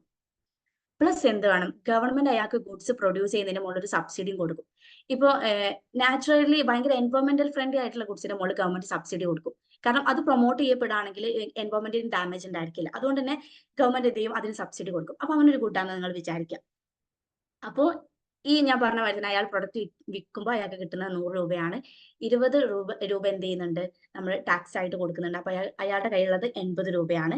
പ്ലസ് എന്ത് സംഭവിക്കുന്നുണ്ട്, അയാൾക്ക് ഗവൺമെന്റ് ഒരു 30 രൂപ സബ്സിഡിയും കൂടെ കൊടുക്കുന്നുണ്ട്. അപ്പോൾ 80 പ്ലസ് 110 അയാളുടെ ടോട്ടൽ എമൗണ്ട്. സോ ഈ 110 അയാൾ എന്ത് ചെയ്യുന്നത്, ഫാക്ടർ കോസ്റ്റ് ആയിട്ട് എന്ത് ചെയ്യുന്നത്, ഡിവൈഡ് ചെയ്ത് പോകുന്നത് ലാൻഡ് ലേബർ ഓർഗനൈസേഷൻ ആ രീതിയിലായിരിക്കും. ബട്ട് ഇവിടെ നമ്മൾ ഹൗസ് ഹോൾഡിനെ മാത്രം എടുത്ത സമയത്ത് നമുക്ക് പറയാനുള്ളത് എന്താണ്, ലേബറിന് കൊടുക്കുന്ന റെന്റ് ആൻഡ് വേജ് ആയിട്ട് ഇങ്ങനെ പോകുന്നുണ്ടായിരിക്കും. അപ്പൊ ഈ ഒരു ഫാക്ടർ കോസ്റ്റിന് ഈക്വൽ. അപ്പൊ ഇവിടെ നാഷണൽ ഇൻകം എന്ന് പറയുന്നത് എന്തായിരിക്കും, 110 അല്ലാതെ അയാളുടെ മാർക്കറ്റ് വാല്യൂ ആയുള്ള 100 അല്ല. അവിടെ നിന്ന് നമ്മൾ ടാക്സ് മൈനസ് ചെയ്തു, പ്ലസ് സബ്സിഡി ആഡ് ചെയ്തു. ഇവിടെ നിങ്ങൾ മനസ്സിലാക്കേണ്ടത് ഈ ഒരു സബ്സിഡിയും ടാക്സും തമ്മിലുള്ള ഡിഫറൻസിനാണ് നമ്മൾ എന്ത് പറയാ, നെറ്റ് ഇൻഡയറക്ട് ടാക്സ് എന്ന് പറയുന്നത്. ഓക്കെ, നെറ്റ് ഇൻഡയറക്ട് ടാക്സ് എന്തിൽ ഇൻക്ലൂഡഡ് ആണ്, ശരിക്കും മാർക്കറ്റ് പ്രൈസിൽ ഇൻക്ലൂഡഡ് ആണ്. അതായത് 100 രൂപ അയാൾ എന്ത് ചെയ്യുന്നുണ്ട്, സാധനം വിൽക്കുന്ന സമയത്ത് അയാൾക്ക് കിട്ടുന്നുണ്ട്. അതിന്റെ കൂടെ എന്ത് ആഡഡ് ആണ്, നെറ്റ് ഇൻഡയറക്ട് ടാക്സ് ആഡ് ആണ്. ഇപ്പൊ ഞാനൊരു പ്രൊഡ്യൂസർ ആണ്. അപ്പൊ ഞാനൊരു 100 രൂപക്ക് ഒരു സാധനം ഉണ്ടാക്കുന്ന സമയത്ത് ഞാൻ ടാക്സും കൊടുക്കണം, എനിക്ക് സബ്സിഡിയും കിട്ടി. അപ്പൊ ഈ ഒരു സമയത്ത് എനിക്ക് 110 കിട്ടുന്നുണ്ട്. പക്ഷെ ഞാൻ എന്ത് ചെയ്യുന്നില്ല, എന്റെ ലേബറിനെ ഞാൻ അത് അറിയിക്കുന്നില്ല. എനിക്ക് 110 രൂപ ലാഭമുണ്ട്, 10 രൂപ എക്സ്ട്രാ കിട്ടിയിട്ടുണ്ട്. പക്ഷെ ഞാൻ ലേബറിനെ അറിയിക്കാതെ ഞാൻ 100 രൂപ മാത്രം കൊടുക്കുകയാണ് ചെയ്യുക, ഒരിക്കലും അല്ല. അവിടെ നമ്മൾ എന്ത് ആഡ് ചെയ്യണം, ഈ ഒരു സാധനത്തിന് നമ്മൾ കൺസിഡർ ചെയ്യണം. അപ്പൊ നമ്മുടെ national income at market price എന്ന് പറയുമ്പോൾ രണ്ടും ആഡഡ് ആണ്. നമ്മൾ ഇൻഡയറക്ട് ടാക്സിനെയോ സബ്സിഡിനെയോ ഒന്നും ചെയ്യുന്നില്ല, പ്രൊഡ്യൂസർ മൈൻഡേ ചെയ്യുന്നില്ല. ഓക്കെ, അപ്പൊ ഇതിനെ national income at factor cost ആക്കണേ എന്ത് ചെയ്യണം, എക്സാക്ട് എമൗണ്ട് നമ്മുടെ ഫാക്ടേഴ്സ് ഓഫ് പ്രൊഡക്ഷൻ കൊടുക്കണേ എന്ത് ചെയ്യണം, നമ്മൾ ഈ ഒരു net indirect tax, that means സബ്സിഡിയും ടാക്സ് റേറ്റും നമ്മൾ എന്ത് ചെയ്യണം, മാർക്കറ്റ് പ്രൈസിൽ നിന്ന് കുറയ്ക്കണം. ടാക്സ് റേറ്റ് കുറയ്ക്കുകയും അറ്റ് ദ സെയിം ടൈം നമ്മൾ എന്ത് ചെയ്യണം, സബ്സിഡി ആഡ് ചെയ്യുകയും ചെയ്യണം. അപ്പൊ നമുക്ക് എന്ത് കിട്ടും, national income at factor cost കിട്ടും. ക്ലിയർ ആണോ? ഇതൊക്കെ ആണോ? എന്തെങ്കിലും ഇനി ഒന്നുകൂടെ പറയണോ? ഓക്കെ ആണോ? Okay okay, yes, okay okay. Then net indirect tax എന്ന് പറയുന്നത് sum of the product taxes minus subsidy ആണ് കേട്ടോ. ഇവിടെ നെറ്റ് ഇൻഡയറക്ട് ടാക്സ് മാത്രം നിങ്ങൾ നോക്കിയാൽ എന്താണ് NIP at factor cost. It is a sum of the all the income earned by the owner who give their land, labor, capital and organization ability for the net production.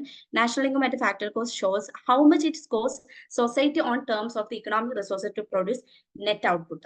Actually എത്രയാണ് exact ആ ഒരു amount balance വന്നത്, അതാണ് ശരിക്കും എന്ത് പറയുന്നത്, factor cost എന്ന് പറയുന്നത്. അതായത് പ്രൊഡ്യൂസർ അയാൾക്ക് വന്നിട്ടുള്ള ഒരു ഇൻഡയറക്ട് ടാക്സിനെ മൈനസ് ചെയ്യുന്നുണ്ട്, അയാൾക്ക് വന്നിട്ടുള്ള സബ്സിഡിനെ ആഡ് ചെയ്യുന്നുണ്ട്. ദെൻ ഫൈനൽ എമൗണ്ട് ആയിട്ട് നമ്മുടെ ഫാക്ടേഴ്സ് ഓഫ് പ്രൊഡക്ഷൻ കൊടുക്കുന്ന ആ ഒരു എമൗണ്ട് ഉണ്ടല്ലോ, ഇതിനാണ് നമ്മൾ ആക്ച്വലി എന്ത് പറയുന്നത്, national income at factor cost എന്ന് പറയുന്നത്, അതായത് NNP അറ്റ് ഫാക്ടർ കോസ്റ്റ് എന്ന് പറയുന്നത്. സോ അതുകൊണ്ടാണ് എന്ത് പറയുന്നത്, NNP അറ്റ് ഫാക്ടർ കോസ്റ്റ് ആണ് എക്സാക്ട് ഒരു നാഷണൽ ഇൻകം എന്നുള്ളത് നമ്മൾ പറയാൻ കാരണം. So national income at factor cost is A national income of A country. The difference between national income factor cost and the national income MP market price arise from the fact that the indirect taxes and the subsidy, അതാണ് net indirect taxes എന്ന് പറയുന്നത്, because this changes the price of the output. Ultimately പ്രൈസിന് എന്ത് ചെയ്യും, effect ചെയ്യും എന്നുള്ളതാണ്. So ഇത് അതിനൊരു എക്സാമ്പിൾ ആണ്. നമ്മളിപ്പോൾ ലിനൻ ക്ലോത്ത് എടുക്കാന്ന് വിചാരിക്കുക. അപ്പോൾ ഒരു 100 റുപ്പീസിന് നമ്മൾ ലിനൻ ക്ലോത്ത് എന്ത് ചെയ്യുന്നുണ്ട്, വിൽക്കുന്ന സമയത്ത് ഒരു 25 റുപ്പീസ് അതിന്റെ മുകളിൽ എന്ത് വരുന്നുണ്ട്, ടാക്സ് വരുന്നുണ്ട് അല്ലെ. സോ ടാക്സ് വരുന്നത്, so the value of the linen cloth at the factor cost equal to the value at the market price minus the indirect tax. അതായത് 100 രൂപക്ക് ആ ഒരു ലിനൻ ക്ലോത്ത് വിറ്റ സമയത്ത് 25 രൂപ അയാൾക്ക് ടാക്സ് ആയിട്ട് കൊടുക്കണമെങ്കിൽ അയാളുടെ ടോട്ടൽ മണി വാല്യൂ എന്ന് പറയുന്നത് ഫാക്ടർ കോസ്റ്റിന് കൊടുക്കുന്നത് 75 റുപ്പീസ് ആണ്. So that's A national income. അല്ലാതെ ഒരു പ്രൊഡ്യൂസറെ സംബന്ധിച്ചുള്ള അയാൾക്ക് വരുന്ന ടാക്സുകൾ അയാൾ മൈൻഡ് ചെയ്യുന്നില്ല, അല്ലെങ്കിൽ അയാൾക്ക് കിട്ടുന്ന സബ്സിഡികൾ അയാൾ ആഡ് ചെയ്യുന്നില്ല. ഇതൊന്നും നോക്കാതെ ഒരു കണക്കില്ലാത്തൊരു പ്രൊഡ്യൂസർ ആയിരിക്കില്ലല്ലോ. അയാൾ അക്കൗണ്ടബിലിറ്റീസ് ആണ് ഇമ്പോർട്ടന്റ് തിങ്. അത് അക്കൗണ്ടബിലിറ്റിയിൽ പോയിട്ട് അയാൾ എന്ത് ചെയ്യുള്ളൂ, അത് മെഷർ ചെയ്യത്തുള്ളൂ. അപ്പോൾ ഈ ഒരു ഫൈനലായിട്ട് ഈ ഒരു സബ്സിഡിയും ഒരു ഇൻഡയറക്ട് ടാക്സ് ഒക്കെ കൊടുത്തു കഴിഞ്ഞിട്ടുണ്ടാവുന്ന ഒരു എമൗണ്ട്, ഫാക്ടർ കോസ്റ്റ് ആയിട്ട് വരുന്ന ആ ഒരു എമൗണ്ട് ആണ് എക്സാക്ട്ലി എന്ത് പറയുന്നത്, നാഷണൽ ലിങ്ക് ആയിട്ട് നമ്മൾ മെഷർ ചെയ്യുന്നത് കേട്ടോ.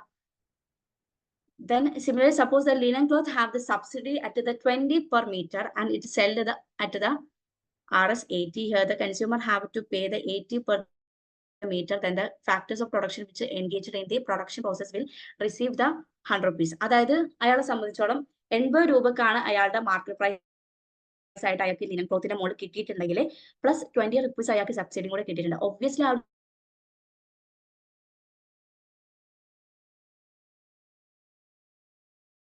subsidy kandu. So the value of the linen cloth at the factor cost market price plus the subsidy on it. Subsidy നമ്മൾ ആഡ് ചെയ്യണം, പ്ലസ് നമ്മൾ എന്ത് ചെയ്യണം, അതിന് നേരത്തെ കേസ് ആണെങ്കിൽ ഇൻഡയറക്ട് ടാക്സ് മൈനസ് ചെയ്യണം. So national income factor cost is equal to national income market price minus net indirect tax. അതാണ് ഇൻഡയറക്ട് ടാക്സും സബ്സിഡിയും തമ്മിലുള്ള ഒരു ഡിഫറൻസിനാണ് നമ്മൾ എന്ത് പറയുന്നത്, നെറ്റ് ഇൻഡയറക്ട് ടാക്സ് എന്ന് പറയുന്നത്. And national income market price, national income factor cost plus net indirect tax. Market price എന്ന് പറയുമ്പോൾ അവിടെ നെറ്റ് ഇൻഡയറക്ട് ടാക്സിനെ നമ്മൾ ആഡ് ചെയ്യുന്നുണ്ട്, മറ്റേത് നമ്മൾ മൈനസ് ചെയ്യാണ് ചെയ്യുന്നത്. ദെൻ ഇൻഡയറക്ട് ടാക്സ് എന്താണെന്ന് ചോദിച്ചു കഴിഞ്ഞാലോ, സോറി നെറ്റ് ഇൻഡയറക്ട് ടാക്സ് എന്താണെന്ന് ചോദിച്ചു കഴിഞ്ഞാലോ, ഇൻഡയറക്ട് ടാക്സും അതുപോലെ തന്നെ സബ്സിഡിയും തമ്മിലുള്ള ഡിഫറൻസ് ആണ് ആക്ച്വലി എന്ത് പറയുന്നത്, നെറ്റ് ഇൻഡയറക്ട് ടാക്സ് എന്ന് പറയുന്നത്. സോ ഇത്രയും ഭാഗം ക്ലിയർ ആണോ, എന്താ അവസ്ഥ? ഓക്കെ, നിങ്ങൾക്ക് പറ്റുന്നുണ്ടോ, ക്യാച്ച് ചെയ്യാൻ പറ്റുന്നുണ്ടോ, ക്ലിയർ ആണോ? യെസ്, എല്ലാവരും ഒന്ന് പറയോ. ഓക്കെ, നമ്മൾ വെറുതെ ക്ലാസ് പോയിട്ട് കാര്യമില്ലല്ലോ. യെസ് വിസ്മയ, ശ്രദ്ധ, യെസ് യെസ്. അപ്പൊ നിങ്ങൾ മനസ്സിലാക്കേണ്ടത് ഗ്രോസും നെറ്റും തമ്മിലുള്ള ഡിഫറൻസ് ഡിപ്രിസിയേഷൻ ആയിരിക്കും. ദെൻ നേഷനും ഡൊമസ്റ്റിക്കും തമ്മിൽ പ്രീവിയസ് ആയിട്ട് ഒന്നും കൂടെ കാണിച്ചു തരാം. Of course yes. അതുപോലെ തന്നെ നമ്മുടെ നേഷനും ഡൊമസ്റ്റിക്കും തമ്മിലുള്ള ഡിഫറൻസ് എന്തായിരിക്കും, net factor income from abroad ആയിരിക്കും. NNP അറ്റ് ഫാക്ടർ കോസ്റ്റും NNP അറ്റ് മാർക്കറ്റ് പ്രൈസും തമ്മിലുള്ള ഡിഫറൻസ് എന്താണ്, നെറ്റ് ഇൻഡയറക്ട് ടാക്സ് ആയിരിക്കും. That means difference between indirect tax and the subsidy ആയിരിക്കും. ക്ലിയർ അല്ലേ? ഓക്കെ ആണോ? സ്ലൈഡ് മാറ്റട്ടെ, ഓക്കെ ആണോ? Yes yes yes, clear. Then personal income. ഇനി നമുക്ക് വലിയ കോംപ്ലിക്കേറ്റഡ് ആയിട്ടുള്ള സ്ലൈഡ്സ് ഒന്നും ഇല്ല, നമുക്ക് പെട്ടെന്ന് മനസ്സിലാക്കാം. എന്താണ് പേഴ്സണൽ ഇൻകം നോക്കാം. Actually it is a sum of the all the income received by all the individual or the household in an year. Here the undistributed corporate profit and the corporate income taxes are not actually received by the individual or the household. അതായത് ഒരു person എന്ത് ചെയ്യുന്ന earn ചെയ്യുന്ന മൊത്തം ഇൻകത്തെ നമുക്ക് എന്ത് പറയാം, ഒരു individual or house hold in an ഇയറിൽ ഏൺ ചെയ്യുന്ന എല്ലാ ഇൻകത്തിനെയും നമുക്ക് എന്ത് പറയാം, പേഴ്സണൽ ഇൻകം എന്ന് പറയാം. എന്നാൽ ഇതിൽ എന്ത് കാൽക്കുലേറ്റ് ചെയ്യപ്പെടുന്നില്ല, അൺഡിസ്ട്രിബ്യൂട്ടഡ് കോർപ്പറേറ്റ് പ്രോഫിറ്റ്. അതായത് ഒരു കോർപ്പറേറ്റ് നമ്മൾ എടുക്കുകയാണ്, അവിടെ നമുക്കൊരു പ്രോഫിറ്റ് ഉണ്ട്, ബട്ട് ആ പ്രോഫിറ്റ് അവർ ഡിസ്ട്രിബ്യൂട്ട് ചെയ്യപ്പെട്ടിട്ടില്ല. അൺഡിസ്ട്രിബ്യൂട്ട് ചെയ്യപ്പെടാത്തോളം കാലം എനിക്ക് ആ സാധനം കിട്ടിയിട്ടില്ല, അപ്പൊ അത് പേഴ്സണൽ ഇൻകത്തിൽ പെടില്ല. പിന്നെ കോർപ്പറേറ്റ് ഇൻകം ടാക്സസും എന്ത് പെടില്ല, അതിൽ പെടില്ല. Are not actually received by the individual or the household. ഇതാണ് എന്ത് പറയുന്നത്, പേഴ്സണൽ ഇൻകം എന്ന് പറയുന്നത്. സിമ്പിൾ കോൺസെപ്റ്റ് ആണ്. But some income like transfer payment including old age pension, unemployment compensation, relief payment etcetera are received by the household. അതായത് transfer payment ഉണ്ട്. Transfer payment എന്ന് പറയുന്നത് നമുക്ക് റിട്ടേൺ ഒന്നും കിട്ടാതെ നമ്മൾ ഒരു വൺ വേയിൽ പേ ചെയ്യുന്നതാണ് ട്രാൻസ്ഫർ പേയ്മെന്റ് എന്ന് പറയുന്നത്. ചിലപ്പോൾ ചില കൺട്രീസ് ആയിരിക്കും നമുക്ക് തരുന്നുണ്ടാവുക, ചില പേഴ്സൺസ് ആയിരിക്കും കൊടുക്കുന്നത്.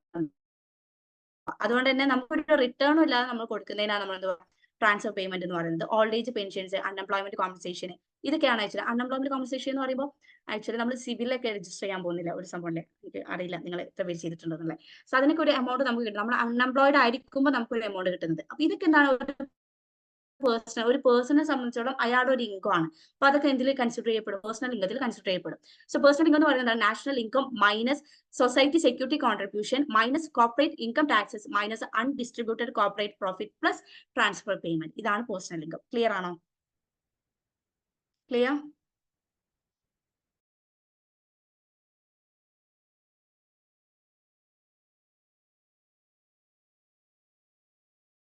Then personal disposable income. Personal ഇൻകത്തിൽ നിന്ന് പേഴ്സണൽ ഡിസ്പോസിബിൾ ഇൻകത്തെ ഡിഫറെന്റ് ആക്കുന്നത് ടാക്സ് ആണ്. പേഴ്സണൽ ഡിസ്പോസിബിൾ ഇൻകം എന്ന് പറഞ്ഞാല് എനിക്ക് എന്റെ എല്ലാ ബാധ്യതകളും കഴിഞ്ഞ് എനിക്ക് എത്ര ചെലവാക്കാൻ പറ്റും, അതാണ് പേഴ്സണൽ ഡിസ്പോസിബിൾ ഇൻകം. അതായത് എനിക്കൊരു ഇൻകം കിട്ടാണ്. ഇപ്പൊ നമുക്കറിയാലേ, നമുക്ക് എത്രത്തോളം ഇൻകം കിട്ടും, അതിൽ എത്രത്തോളം ഡിവൈഡ് ചെയ്ത് പോകാണ്ട് നമുക്കറിയാം. അതിൽ ഞാൻ എക്സാക്ട് എനിക്ക് എത്രത്തോളം ചെലവാക്കാൻ പറ്റും, അതിനാണ് നമ്മൾ പേഴ്സണൽ ഡിസ്പോസിബിൾ ഇൻകം എന്ന് പറയാം. So personal income minus personal tax ആണ് എന്ന് പറയുന്നത് പേഴ്സണൽ ഡിസ്പോസിബിൾ ഇൻകം എന്ന് പറയുന്നത്. This disposable income can be either consumed or saved. അറിയാം, നമുക്ക് നമ്മുടെ ഇൻകത്തെ കൺസംഷൻ എന്നും സേവിംഗ് എന്നും ഡിവൈഡ് ചെയ്യാൻ പറ്റും. നമ്മുടെ കെയ്ൻസിന്റെ സൈക്കോളജിക്കൽ ഓഫ് കൺസംഷനിൽ പറയുന്നുണ്ട്, ഒരാളുടെ ഇൻകം കൂടുമ്പോൾ അതിന് പ്രൊപ്പോർഷനേറ്റ് ആയിട്ട് ഒരിക്കലും എന്ത് ചെയ്യുന്നുണ്ടാവില്ല, അയാളുടെ കൺസംഷൻ കൂടില്ല. ഇൻകം കൂടുമ്പോൾ കൺസംഷൻ കൂടും, ബട്ട് ഡയറക്റ്റ് ആൻഡ് സെയിം പ്രൊപ്പോർഷനിൽ ഒരിക്കലും കൺസംഷൻ കൂടില്ല. കാരണം എന്താ, അയാളുടെ ഒരു പോർഷൻ അയാൾ എന്ത് ചെയ്യുന്നുണ്ട്, സേവ് ചെയ്യുന്നുണ്ട്. അപ്പൊ ഒരു ഇൻകത്തെ നമുക്ക് എന്ത് ചെയ്യാൻ പറ്റും, കൺസ്യൂം ചെയ്യാൻ പറ്റും, സേവ് ചെയ്യാൻ പറ്റും. അതാണ് MPC MPS എന്നൊക്കെ നമ്മൾ പറയുന്നില്ലേ, അതിന്റെ ഒരു വാല്യൂ 0 to 1 നിൽക്കുന്നത്. ഇതൊക്കെ അതിന്റെ ഒരു കോൺസെപ്റ്റ് ആണ്. അതുകൊണ്ട് തന്നെ ഒരാളെ സംബന്ധിച്ചോളം അയാൾക്ക് കിട്ടുന്ന ഒരു ഇൻകത്തെ അയാൾക്ക് എന്ത് ചെയ്യാം, കൺസ്യൂം ചെയ്യാം പ്ലസ് സേവ് ചെയ്യാനും പറ്റും. Disposable income is equal to consumption plus saving ആണ്. അതായത് അയാൾക്ക് അയാളുടെ ചെലവിന് യൂസ് ചെയ്യാം, അയാളുടെ കയ്യിൽ ഉണ്ടാവുന്ന എല്ലാ ബാധ്യതകളും ഒഴിവാക്കി അയാളുടെ ടാക്സസ് ഒക്കെ അയാൾ കൊടുത്തതിന് ശേഷം അയാൾക്ക് ഉണ്ടാവുന്ന ഒരു ഇൻകം ഉണ്ടല്ലോ, ആ ഒരു ഇൻകത്തെയാണ് നമ്മൾ പേഴ്സണൽ ഡിസ്പോസിബിൾ ഇൻകം എന്ന് പറയുന്നത്. അയാളെ സംബന്ധിച്ചോളം അയാൾക്ക് എന്ത് ചെയ്യാത്, കൺസ്യൂം ചെയ്യും ചെയ്യാം പ്ലസ് സേവ് ചെയ്യും ചെയ്യാം. Clear? Then personal disposable income is the amount which is actually available to household after they have fulfilled their tax obligation to the government. It is the income available for the household for the consumption and the saving. Clear? Then nominal national income ആണ് നമ്മൾ നോക്കാൻ പോകുന്നത്. നോമിനലും അതുപോലെ തന്നെ റിയലും തമ്മിലുള്ള ഒരു difference വരുന്നത് base year കാൽക്കുലേഷനിലും അതുപോലെ തന്നെ നമ്മുടെ കറന്റ് ഇയർ കാൽക്കുലേഷനിലും ആണ്. സോ നോമിനൽ എന്ന് പറയുമ്പോൾ it is a total value of all the final goods and services which is calculated at the current price level. അതായത് ഇന്നിപ്പോ 2024 ഞാൻ ഒരു ഗുഡ് വാങ്ങുന്ന സമയത്ത് ആ ഗുഡിന്റെ പ്രൈസും ക്വാണ്ടിറ്റി നമ്മൾ മൾട്ടിപ്ലൈ ചെയ്ത് കഴിഞ്ഞാൽ നമുക്കൊരു നാഷണൽ ഇൻകം കിട്ടും. ഇതാണ് നോമിനൽ GDP എന്ന് പറയുന്നത്. കറന്റ് പ്രൈസ് ലെവലിൽ നമ്മൾ എന്ത് ചെയ്യാണ്, ഒരു ഗുഡ്സ് ആൻഡ് സർവീസസിന്റെ വാല്യൂ നമ്മൾ കാണാണ്. ഇതിനാണ് നമ്മൾ എന്ത് പറയാ, നോമിനൽ GDP എന്ന് പറയാം. Here all the physical output is multiply with current year price. നമുക്ക് ഇപ്പൊ 100 യൂണിറ്റ് ആണ് ഞാൻ പ്രൊഡ്യൂസ് ചെയ്തിട്ടുള്ളെങ്കിൽ 2014 ആ ഒരു 100 യൂണിറ്റിന്റെ മുകളിൽ ഓരോ യൂണിറ്റിന്റെ മുകളിൽ വരുന്ന പ്രൈസ് എത്രയാണോ ഞാൻ മൾട്ടിപ്ലൈ ചെയ്യുന്നതിനാണ് ഞാൻ എന്ത് പറയുന്നത്, നോമിനൽ GDP എന്ന് പറയുന്നത്. എന്നാൽ റിയൽ GDP അങ്ങനെയല്ല. റിയൽ GDP എന്ന് പറയുന്നത് നമ്മൾ റിയൽ കാൽക്കുലേഷൻ ബേസ് ഇയർ ആയിട്ട് നമ്മൾ ഒരു ഇയറിനെ എപ്പോഴും പെർട്ടിക്കുലർ ആയിട്ട് വെച്ചിട്ടുണ്ടായിരിക്കും. സോ ഇപ്പോഴത്തെ ബേസ് ഇയർ എത്രയാന്നുള്ളത് നിങ്ങൾക്ക് അറിയോ, ഏതാണെന്നുള്ള അറിയോ? Anyone can comment. ഇപ്പൊ നമ്മൾ കൺസിഡർ ചെയ്യുന്ന ബേസ് ഇയർ ഏതാണ്?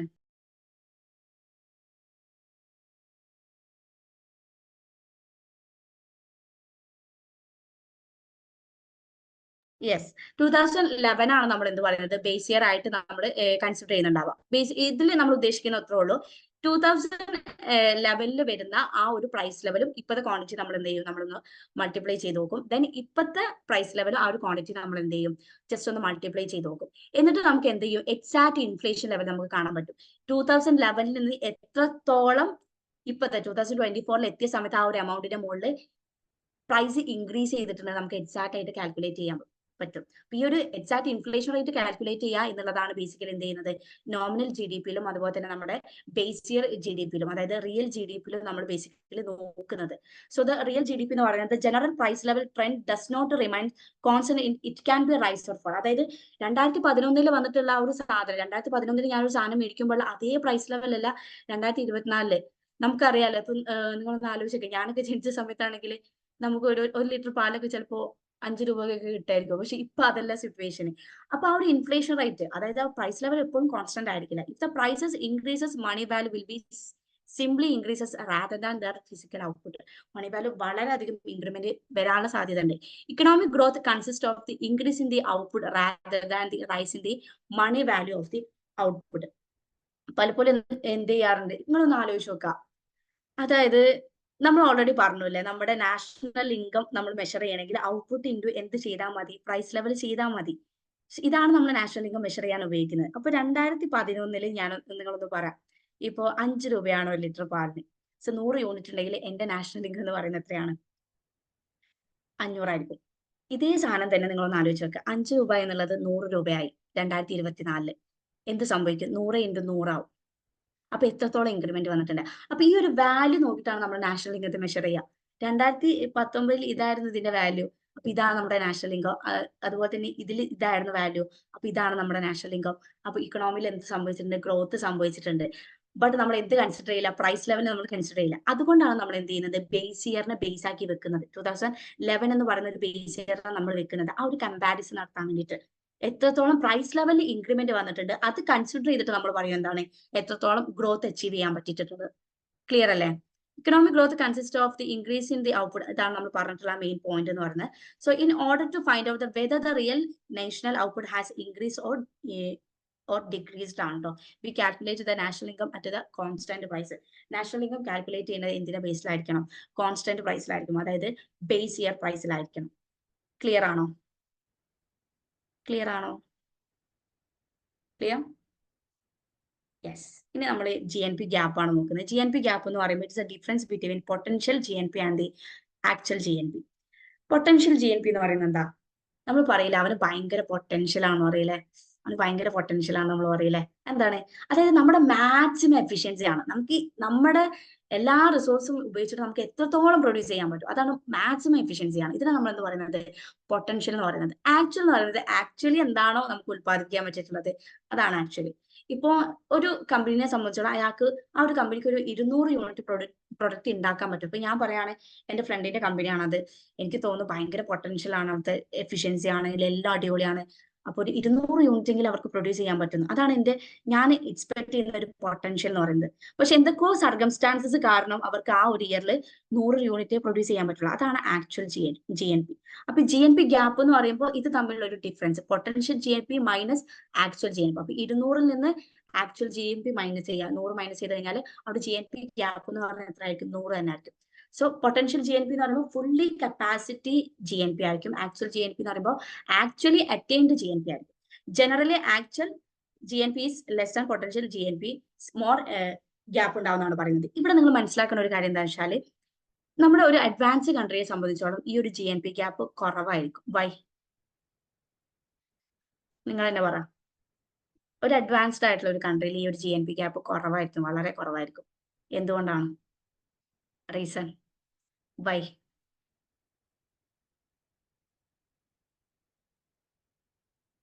Resources are utilized at maximum. Yes, അതൊരു പോയിന്റ് ആണ്. ദെൻ നമ്മൾ മാക്സിമം യൂട്ടിലൈസ് ചെയ്യും. ഒരു അഡ്വാൻസ് കൺട്രീന്റെ എന്തൊക്കെ ആയിരിക്കും ഫീച്ചേഴ്സ്? എന്തൊക്കെയായിരിക്കും? ഇന്ത്യനെയും അമേരിക്കനെയും ഒന്ന് കമ്പയർ ചെയ്യാം. എന്തൊക്കെയായിരിക്കും? ഇതൊരു പോയിന്റ് ആണ്. Resources are utilized at maximum. Then next, yes, one of the important point is technology. അവർക്കുണ്ടല്ലോ ടെക്നോളജി ഫുൾ സെറ്റപ്പ് അവര്. അപ്പൊ അവരെ സംബന്ധിച്ചോളം ഒരു 10-11 ലേബേഴ്സിനെ വർക്ക് ചെയ്യിപ്പിക്കേണ്ട ഒരു കാര്യമില്ല. അതിന്റെ ഒരു 2 മെഷീൻ മേടിച്ചാൽ മതി. സോ അവര് ടെക്നോളജി അഡ്വാൻസ്ഡ് ആണ്. ഇവിടെയാണ് ഞാൻ നേരത്തെ പറയുന്നത്, ഞാൻ പറഞ്ഞില്ല ഇക്കണോമിക്കലി നമുക്ക് 3 സെൻട്രൽ പ്രോബ്ലംസ് ഉണ്ട്. What to produce, how to produce, for whom to produce. What to produce എന്നുള്ളത് ഇന്ത്യന്റെ കേസിൽ നമ്മൾ അഡ്രസ് ചെയ്യേണ്ടത് എന്തായിരിക്കണം? നമ്മൾക്കറിയാം ഇന്ത്യ എന്ന് പറയുന്നത് ഒരു പുവർ ആയിട്ടുള്ള ഒരു കൺട്രിയാണ്. അപ്പൊ ഏറ്റവും കൂടുതൽ നമുക്ക് വേണ്ടത് റിസോഴ്സസ് ആണ്, കൂടുതൽ ഫുഡാണ്, ഈ കാര്യങ്ങളൊക്കെയാണ്. പക്ഷെ ഒരു അമേരിക്കയെ സംബന്ധിച്ചുള്ള വാട്ട് ടു പ്രൊഡ്യൂസ് എന്ന് വെച്ച് കഴിഞ്ഞാൽ ചിലപ്പോൾ അതായിരിക്കില്ല അവരുടെ പ്രശ്നം. അവർക്ക് കൂടുതൽ അഡ്വാൻസ് ടെക്നോളജിയാണ്. സോ അവർ കൂടുതലായിട്ട് ഫോക്കസ് ചെയ്യുന്നുണ്ടാവും എന്തിലായിരിക്കും? കൂടുതൽ ടെക്നോളജി വേണം, കൂടുതൽ ഇന്നോവേഷൻസ് വേണം, അതായിരിക്കും. ഹൗ ടു പ്രൊഡ്യൂസ് എന്ന് ചോദിച്ചു കഴിഞ്ഞാലോ, ഇന്ത്യന്റെ കേസ് ആണെങ്കിൽ എന്തായിരിക്കും ഹൗ ടു പ്രൊഡ്യൂസ് എന്ന് വെച്ച് കഴിഞ്ഞാൽ നമുക്കറിയാം ഏറ്റവും കൂടുതൽ പോപ്പുലേഷൻ ഉള്ള ഇന്ത്യയിലാണ്. അവർ ഫോക്കസ് ചെയ്യുന്നതാണ് കൂടുതൽ പോപ്പുലേഷൻ ഇറക്കുന്നു, കൂടുതൽ ലേബേഴ്സിനെ ഇറക്കുന്നു, മാക്സിമം ലേബറിനെ വെച്ചിട്ട് എത്രത്തോളം പ്രൊഡ്യൂസ് ചെയ്യാൻ പറ്റും അങ്ങനെ പ്രൊഡ്യൂസ് ചെയ്യും. എന്നാൽ അമേരിക്കയെ സംബന്ധിച്ചുള്ള ഹൗ ടു പ്രൊഡ്യൂസ് എന്ന് വെച്ചാൽ അവരെന്തായിരിക്കും പറയാം? കൂടുതൽ മെഷീൻസ് ആയിരിക്കും അവർ ഫോക്കസ് ചെയ്യുന്നുണ്ടാവും. ഫോർ ഹൂം ടു പ്രൊഡ്യൂസ് എന്ന് വെച്ച് കഴിഞ്ഞാലോ ഇതന്നായിരിക്കും. അവർ അഡ്വാൻസ്ഡ് ആയിട്ടുള്ള കാര്യങ്ങൾക്കാണ് അവർ ഫോക്കസ് ചെയ്യുന്നത്. അതുകൊണ്ട് തന്നെ അവർക്ക് GNP ഗ്യാപ്പും മിനിമം ആയിരിക്കും. സോ അവരുടെ ടെക്നോളജി ഇന്നോവേഷൻസിനാണ് അവർ ഏറ്റവും കൂടുതൽ ഇമ്പോർട്ടൻസ് കൊടുക്കുന്നത്. അതുകൊണ്ട് തന്നെ അവരുടെ പൊട്ടൻഷ്യൽ എത്രയാണോ അവർക്ക് യൂസ് ചെയ്യാൻ പറ്റുന്നത് അതിന്റെ മാക്സിമം അവർക്ക് യൂസ് ചെയ്യാൻ പറ്റും. അതുകൊണ്ട് തന്നെ GNP ഗ്യാപ്പ് അവിടെ എന്തായിരിക്കും, വളരെ കുറവായിരിക്കും.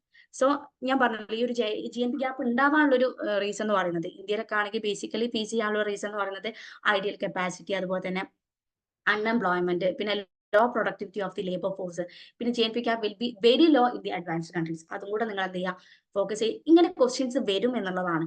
സോ നിങ്ങൾ വിചാരിക്കും ഇതൊന്നും പഠിക്കേണ്ട എന്നുള്ള രീതിയിൽ പഠിച്ചു പോവെങ്കിലും ഇതൊക്കെ വരും. അപ്പൊ ഇങ്ങനെയൊക്കെ ഒരു ഇൻഡയറക്റ്റ് ക്വസ്റ്റ്യൻ വന്നു കഴിഞ്ഞാൽ നമുക്കിത് സോൾവ് ചെയ്യാൻ പറ്റണം എന്നുള്ളതാണ്.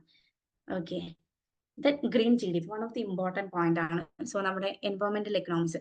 സോ നമ്മുടെ ഞാനൊക്കെ പ്ലസ് ടു പഠിച്ച സമയത്ത് മൈക്രോ മാക്രോ മാത്രം ഉണ്ടാവും വിചാരിച്ച ഒരാളാണ്. മാക്രോ മാത്രമേ ഉള്ളൂ, വേറെ ഒന്നും അതിനപ്പുറത്ത് പഠിക്കാനില്ല. പിന്നെ ഡിഗ്രി എത്തിയ സമയത്ത് നമ്മൾ കണ്ടുമല്ലോ, ഡെവലപ്മെന്റ് വന്നു, പബ്ലിക് ഫിനാൻസ് വന്നു. സോ ഒബ്വിയസ്ലി നമുക്ക് എൻവയോൺമെന്റൽ എക്കണോമിക്സ് എന്ന് പറഞ്ഞൊരു പേപ്പർ ഉണ്ട്.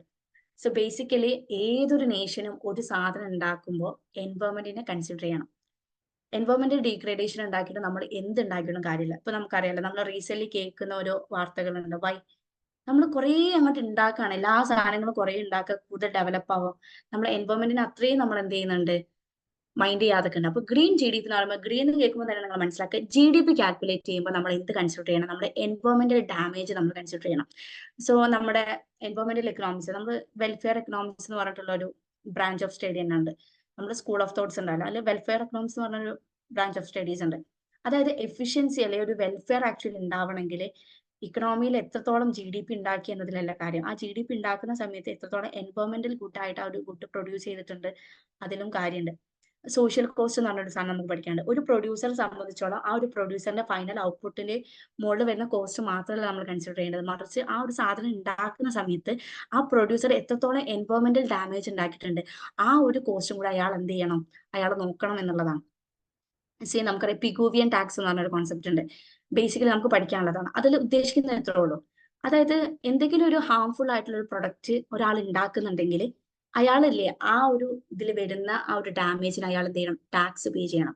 ഒരു ഗുഡ് ഹാർംഫുൾ ആയിട്ടാണ് പ്രൊഡ്യൂസ് ചെയ്യപ്പെടുന്നുണ്ടെങ്കിൽ ആ ഓരോ യൂണിറ്റ് പ്രൊഡ്യൂസ് ചെയ്യപ്പെടുന്ന സമയത്തും അയാൾ ഒരു പെർട്ടിക്കുലർ ഗുഡിന് എന്ത് ചെയ്യണം, ടാക്സ് പേ ചെയ്യണം.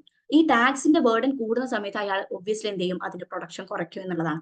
അപ്പൊ എൻവയോൺമെന്റൽ ഗുഡ് ആയിട്ടുള്ള ഗുഡ്സ് നമുക്ക് എന്ത് ചെയ്യാൻ പറ്റും, കൂടുതൽ പ്രൊഡ്യൂസ് ചെയ്യാൻ പറ്റും എന്നുള്ളതാണ്. അപ്പൊ അതുകൊണ്ട് തന്നെ GDP കുറെ ഉണ്ടാക്കുക എന്നുള്ളത് മാത്രമല്ല, നിങ്ങൾ വിചാരിക്കും GDP ഉണ്ടാക്കുക നമുക്ക് കുറെ കൺട്രിയിൽ അങ്ങനെ കൂടുതൽ ഡെവലപ്പ് ആവാം, അങ്ങനെയൊന്നുമില്ല.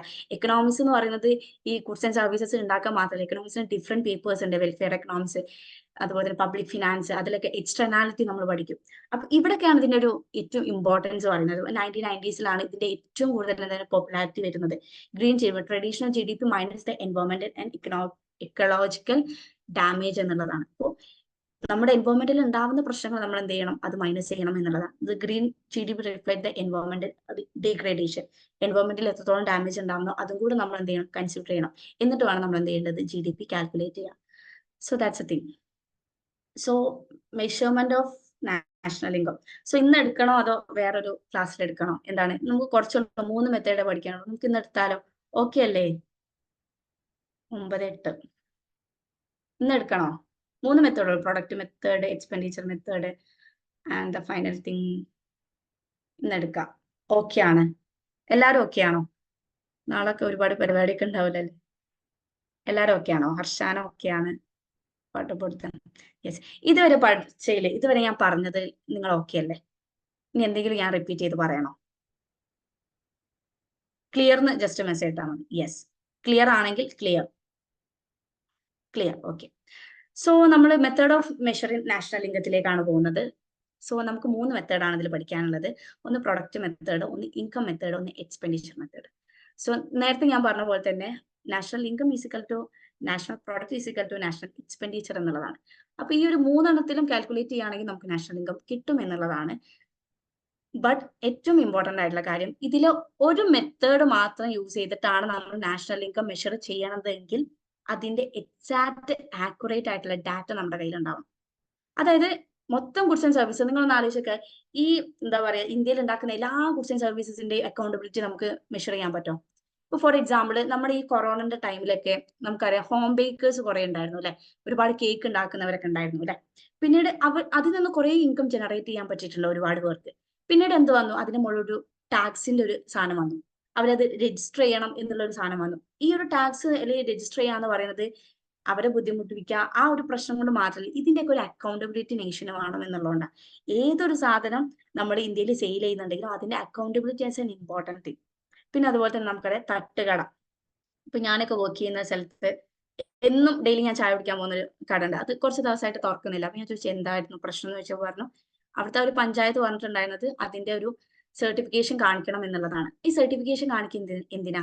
അവിടെ വിൽക്കപ്പെടുന്ന ഓരോ പ്രൊഡക്റ്റിലെയും അക്കൗണ്ടബിലിറ്റി നമുക്ക് കിട്ടണം. അപ്പൊ അതിന് വേണ്ടിയിട്ടാണ് നമ്മൾ എന്ത് ചെയ്യുന്നത്, സർട്ടിഫിക്കേഷൻ കാണിക്കേണ്ടത്. ഈ തട്ടുകടന്റെ കേസാണ്. സോ അതുകൊണ്ട് തന്നെ ഒരു മെത്തേഡ് ഉപയോഗിച്ചിട്ട് നമുക്ക് നാഷണൽ ഇൻകം കമ്പ്യൂട്ട് ചെയ്യാൻ പറ്റില്ല. സോ ഡാറ്റ അത്രയും ആക്യുറേറ്റ് ആയിട്ട് നമുക്ക് കിട്ടുകയാണെങ്കിൽ നമുക്ക് എന്ത് ചെയ്യാൻ പറ്റും, നാഷണൽ ഇൻകം മെഷർ ചെയ്യാൻ പറ്റും.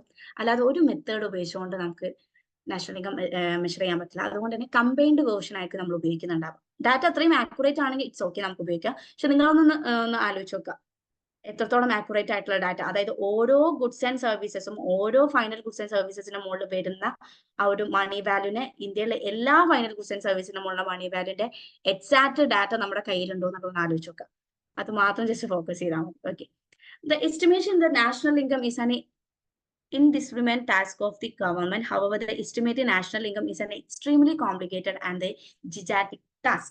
The reason is that the process of the income generation in the modern economy is extremely complex, and therefore collecting necessary data on the source and the level of the income is best with the conceptual and the data availability problem. അതായത് നമുക്ക് ഒരിക്കലും ഒരു method ഉപയോഗിച്ച് national income measure ചെയ്യാൻ പറ്റില്ല. Y? നമുക്കറിയാം എന്താണ്, exact ആയിട്ടുള്ള ഡാറ്റ നമ്മുടെ കയ്യിലില്ല കേട്ടോ. അതുകൊണ്ട് തന്നെയാണ് നമുക്ക് മെഷർ ചെയ്യാൻ പറ്റാത്തത്. The economics have the devised the 3 method of the measuring national income. ഒന്ന് നെറ്റ് പ്രൊഡക്റ്റ് മെത്തേഡ് ആണ്, value added method.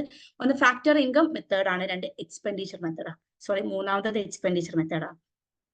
Product method എന്താ? According to this method, we can calculate the national income by the adding the sum of the value added by the each producing unit.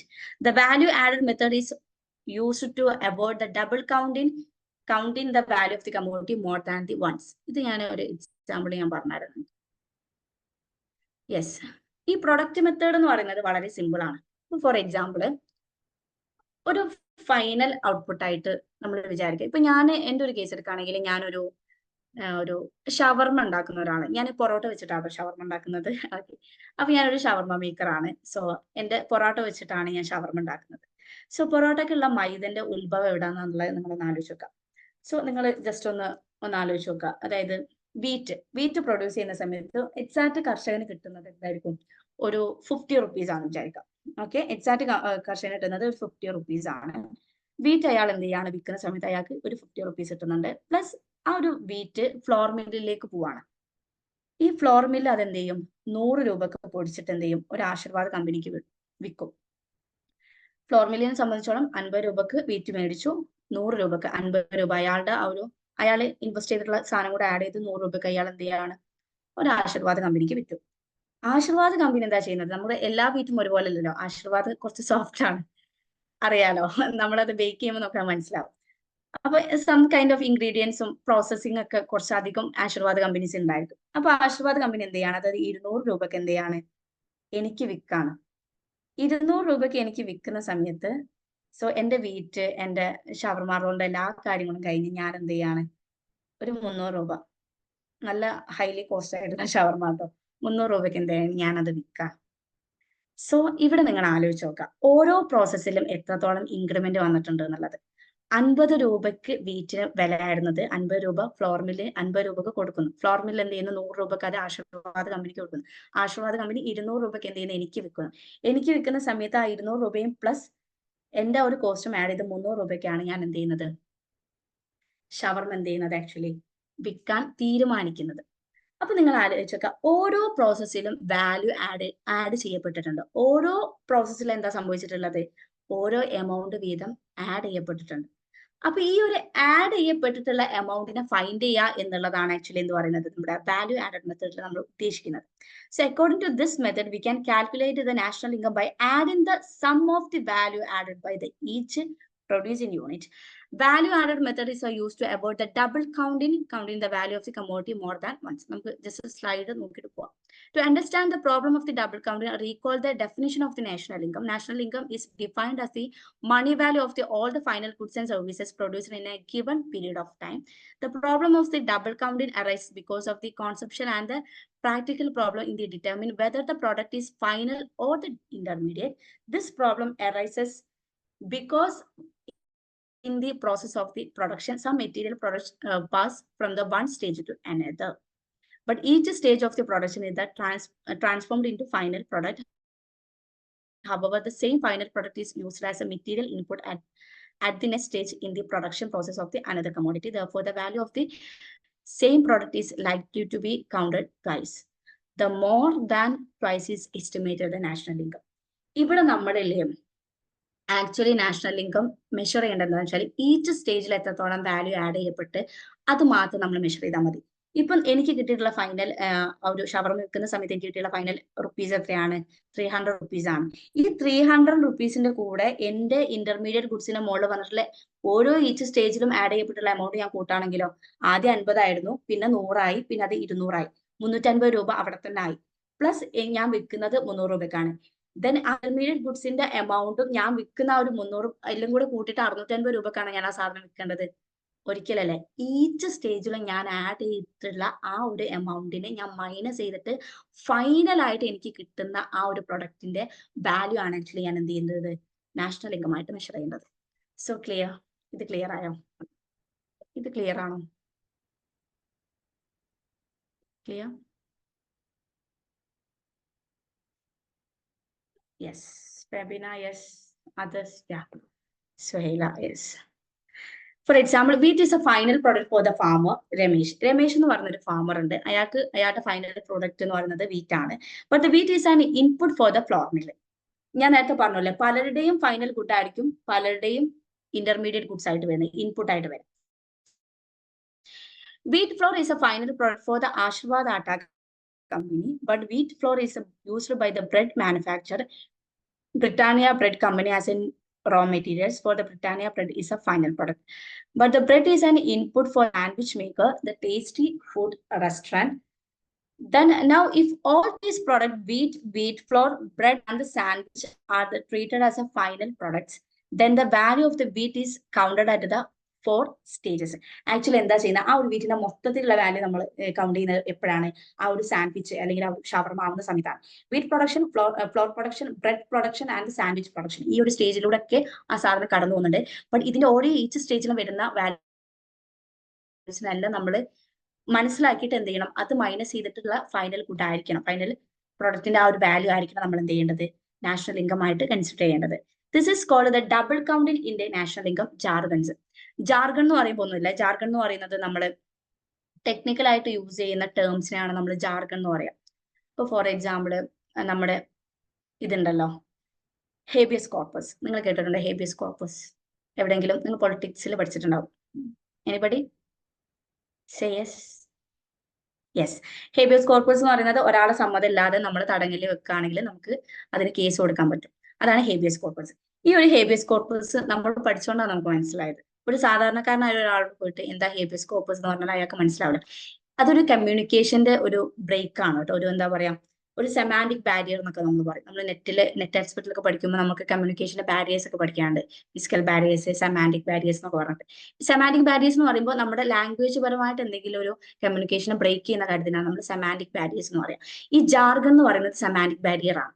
കാരണം എനിക്കറിയാം ആ concept എന്താണെന്നുള്ളത്. But വേറൊരാളായിട്ടുള്ള ഒരു സാധാരണക്കാരനായിട്ടുള്ള ഒരാളോട് ഞാൻ പറയാണ് so habeas corpus is an important thing, അങ്ങനെയൊക്കെ ഞാൻ സംസാരിക്കാം. അയാൾക്ക് എന്താണെന്ന് പോലും അത് അറിഞ്ഞിട്ടുണ്ടാവില്ല. അപ്പൊ ഞാൻ അത് പറയുന്നോണ്ട് കാര്യം അവിടെ ഒരു കമ്മ്യൂണിക്കേഷൻ ഗ്യാപ്പ് വന്നിട്ടുണ്ട് അല്ലെ. അപ്പൊ ഇവിടെ ഈ ഡബിൾ കൗണ്ടിങ് എന്ന് പറയുന്നത് എന്താണ്? നാഷണൽ ഇൻകത്തിന്റെ ഒരു ജാർഗൺ ആണ്. ഡബിൾ കൗണ്ടിങ് എന്ന് പറയുമ്പോൾ നിങ്ങൾ ഇതാണ് ഓർക്കേണ്ടത്. എന്താണ്? ഈ സ്റ്റേജിൽ നമ്മൾ വാല്യൂ ആഡ് ചെയ്യപ്പെടുന്നുണ്ട്, അതൊരു ഓവർ എസ്റ്റിമേഷനിലേക്ക് പോകും. അപ്പൊ അതുകൊണ്ട് ഏറ്റവും ഫൈനൽ സ്റ്റേജിലുള്ള ഫൈനൽ വാല്യൂ ആണ് നമ്മൾ ആഡ് ചെയ്യപ്പെടേണ്ടത്. ഈ ഡബിൾ കൗണ്ടിങ് ആണ് ഇവിടെ ജാർഗൺ ആയിട്ട് വന്നിട്ടുള്ളത്. അപ്പൊ ജാർഗൺ എന്ന് പറയുമ്പോൾ നിങ്ങൾ വെറീഡ് ആവേണ്ട. ജാർഗൺ എന്ന് പറയുന്നത് നമ്മളൊരു ടെക്നിക്കൽ ലാംഗ്വേജ് യൂസ് ചെയ്യുന്നതാണ് നമ്മൾ ജാർഗൺ എന്ന് പറയുന്നത്. The double count result the over estimation of the national income. Double counting എന്ത് ചെയ്യും? ഓവർ എസ്റ്റിമേഷനിലേക്ക് നയിക്കും. അതായത് 300 രൂപന്റെ ഷവർമന്റെ കൂടെ തന്നെ ഞാൻ 350 രൂപ ഇന്റർമീഡിയറ്റ് ഗുഡ്സിന് ഓരോ സ്റ്റേജിലായിട്ടുണ്ട്. അതും കൂടെ ആഡ് ചെയ്ത് കഴിഞ്ഞാൽ നാഷണൽ ഇൻകം മൊത്തം പൊട്ടി പാളീസാവും. അതാണ് സംഭവിക്കാൻ പോകുന്നത്. അതുകൊണ്ട് തന്നെ ഫൈനൽ ഗുഡ്സിന്റെ ആ ഒരു സാധനം മാത്രം നിങ്ങൾ എന്ത് ചെയ്താൽ മതി, അത് ആഡ് ചെയ്താൽ മതി. Therefore, in order to avoid the problem of the double counting, a method called the value added method is used to estimate the national income. Final എന്താണോ വരുന്നത് അതാണ് നമ്മൾ എന്ത് ചെയ്യേണ്ടത്, നാഷണൽ ഇൻകം ആയിട്ട് ആഡ് ചെയ്യുന്നത്. That is what is value add എന്ന് വെച്ചാൽ, suppose a firm A buy wheat from firm B at ₹100 and by using this wheat, firm A produce the chapati and sell at ₹250. The difference between the 250 minus 100 എന്താ 150 is a value added by a firm. അതായത് അയാളെ സംബന്ധിച്ചോളം അയാളുടെ വീറ്റിനായിട്ടുണ്ടായിരുന്നത് എത്രയായിരുന്നു, ₹100 ആയിരുന്നു. എന്നാൽ അയാൾ അത് വിറ്റിട്ടുണ്ടായിരുന്നത്, വീറ്റ് ഉപയോഗിച്ച് അയാൾ ചപ്പാത്തി ഉണ്ടാക്കി, ചപ്പാത്തി വിറ്റിട്ടുണ്ടായിരുന്നത് 250 ആയിരുന്നു. ദെൻ 250 കഴിഞ്ഞതിന് ശേഷം എന്താണ് സംഭവിച്ചിട്ടുള്ളത്, 250 കഴിഞ്ഞതിന് ശേഷം നമുക്കറിയാം അദ്ദേഹം എക്സ്ട്രാ ആഡ് ചെയ്തിട്ടുള്ള എത്ര മാത്രമാണ് എമൗണ്ട്, 150 മാത്രമാണ്. ആ ഒരു 150 ആണ് ആക്ച്വലി എന്ത് ചെയ്യേണ്ടത്, നമ്മൾ നാഷണൽ ഇൻകം ആയിട്ട് മെഷർ ചെയ്യേണ്ടത്. ക്ലിയർ? ഇനി ഒരു 6 സ്ലൈഡും കൂടെ ഉള്ളൂ, അതുകൂടെ കഴിഞ്ഞാൽ it's over. Okay, value added, the value of the output minus cost of the intermediate goods. അതായത് ടോട്ടൽ വാല്യൂ എത്രയാണോ അതിൽ നിന്ന് ഇന്റർമീഡിയറ്റ് ഗുഡ്സിന്റെ കോസ്റ്റ് നമ്മൾ മൈനസ് ചെയ്യുക. Total value of added by the each producing unit. ഓരോ സ്റ്റേജിൽ എന്ത് ചെയ്യപ്പെടുന്നുണ്ട്, നമ്മുടെ ടോട്ടൽ വാല്യൂ ആഡ് ചെയ്യപ്പെടുന്നുണ്ട്. Okay, then yes, if we sum the GVM, gross value added, of all the firms of the company in an year, we will get the measure of the value of the aggregate amount of the goods and services produced by the economy in a year. Such an estimator is called the GDP. Okay, GDP, sum of the total value GVA of the all the firms in the economy. അതായത് നമ്മള് value added method അല്ലെങ്കിൽ product മെത്തേഡിലൂടെ എങ്ങനെയാണ് national income calculate ചെയ്യുന്നതെന്ന് ചോദിച്ചു കഴിഞ്ഞാൽ, ഓരോ production യൂണിറ്റിനെ എടുക്കും, ഓരോ കമ്പനീനെ എടുത്തതിന് ശേഷം അതിന്റെ ഫൈനൽ, അതായത് GVA, ഗ്രോസ് വാല്യൂ ആഡഡ് 1 എന്ന് പറയുന്നത് ഒരു പ്രൊഡക്ഷൻ യൂണിറ്റ് ആയിരിക്കും. ഗ്രോസ് വാല്യൂ A2 എന്ന് പറയുന്നത് രണ്ടാമതായിരിക്കും. സോ ഇങ്ങനെ ഓരോ പ്രൊഡക്ഷൻ യൂണിറ്റിന്റെയും എന്ത് ചെയ്യും, ഇൻഡിവിജ്വൽ ആയിട്ടുള്ള ഫൈനൽ ആയിട്ട് വരുന്ന ആ ഒരു ഗ്രോസ് വാല്യൂവിനെ നമ്മൾ എന്ത് ചെയ്യും, ആഡ് ചെയ്ത് പോയി കഴിഞ്ഞാൽ എന്ന് പറഞ്ഞിട്ടില്ല, ഇൻഫിനിറ്റി ആവായിരിക്കും. അതങ്ങനെ ആഡ് ചെയ്ത് പോയി കഴിഞ്ഞാൽ നമുക്ക് എന്ത് ചെയ്യും, പ്രൊഡക്റ്റ് മെത്തേഡിലൂടെ അല്ലെങ്കിൽ വാല്യൂ ആഡഡ് മെത്തേഡിലൂടെ നമുക്ക് എന്ത് ചെയ്യാൻ പറ്റും, നാഷണൽ ഇൻകം കാൽക്കുലേറ്റ് ചെയ്യാൻ പറ്റും. ഒന്നുമില്ല, നിങ്ങൾ ഉദ്ദേശിക്കേണ്ട ഇത്ര മാത്രമാണ്. ഒരു കമ്പനി എടുക്കുകയാണെങ്കിൽ ആ ഒരു കമ്പനിയുടെ ഇന്റർമീഡിയറ്റ് ഗുഡ്സിന്റെ മുകളിലുള്ള ആ ഒരു എമൗണ്ട് കുറച്ചിട്ട് അയാൾ ഫൈനൽ പ്രൊഡക്റ്റിന്റെ മുകളിൽ എത്രയാണോ കൊടുത്തിട്ടുള്ളത് ആ ഒരു എമൗണ്ടുകൾ പരസ്പരം കൂട്ടി ഓരോ കമ്പനിയുടെ കൂട്ടി പോയി കഴിഞ്ഞാൽ നമുക്ക് എന്ത് കിട്ടും, GDP അറ്റ് ദ പ്രൊഡക്റ്റ് മെത്തേഡിലൂടെ GDP നമുക്ക് കാൽക്കുലേറ്റ് ചെയ്യാൻ പറ്റും. So that's a thing. Clear? ഇനി 2 മെത്തേഡേ ഉള്ളൂ, വളരെ സിമ്പിൾ ആയിട്ട് നമുക്ക് മനസ്സിലാക്കാം. ക്ലിയർ ആണോ? Yes, Suhela, yes. ഓ, ആർക്കും ലെഫ്റ്റ് ആയിട്ടുണ്ടല്ലോ, എക്സ്പെക്ട് ചെയ്തിട്ടുണ്ടാവില്ല. ഇൻകം മെത്തേഡ്, നെക്സ്റ്റ് മെത്തേഡ് നമുക്ക് നോക്കാം. Net income payment received by the all the citizen of the country in a particular year are added.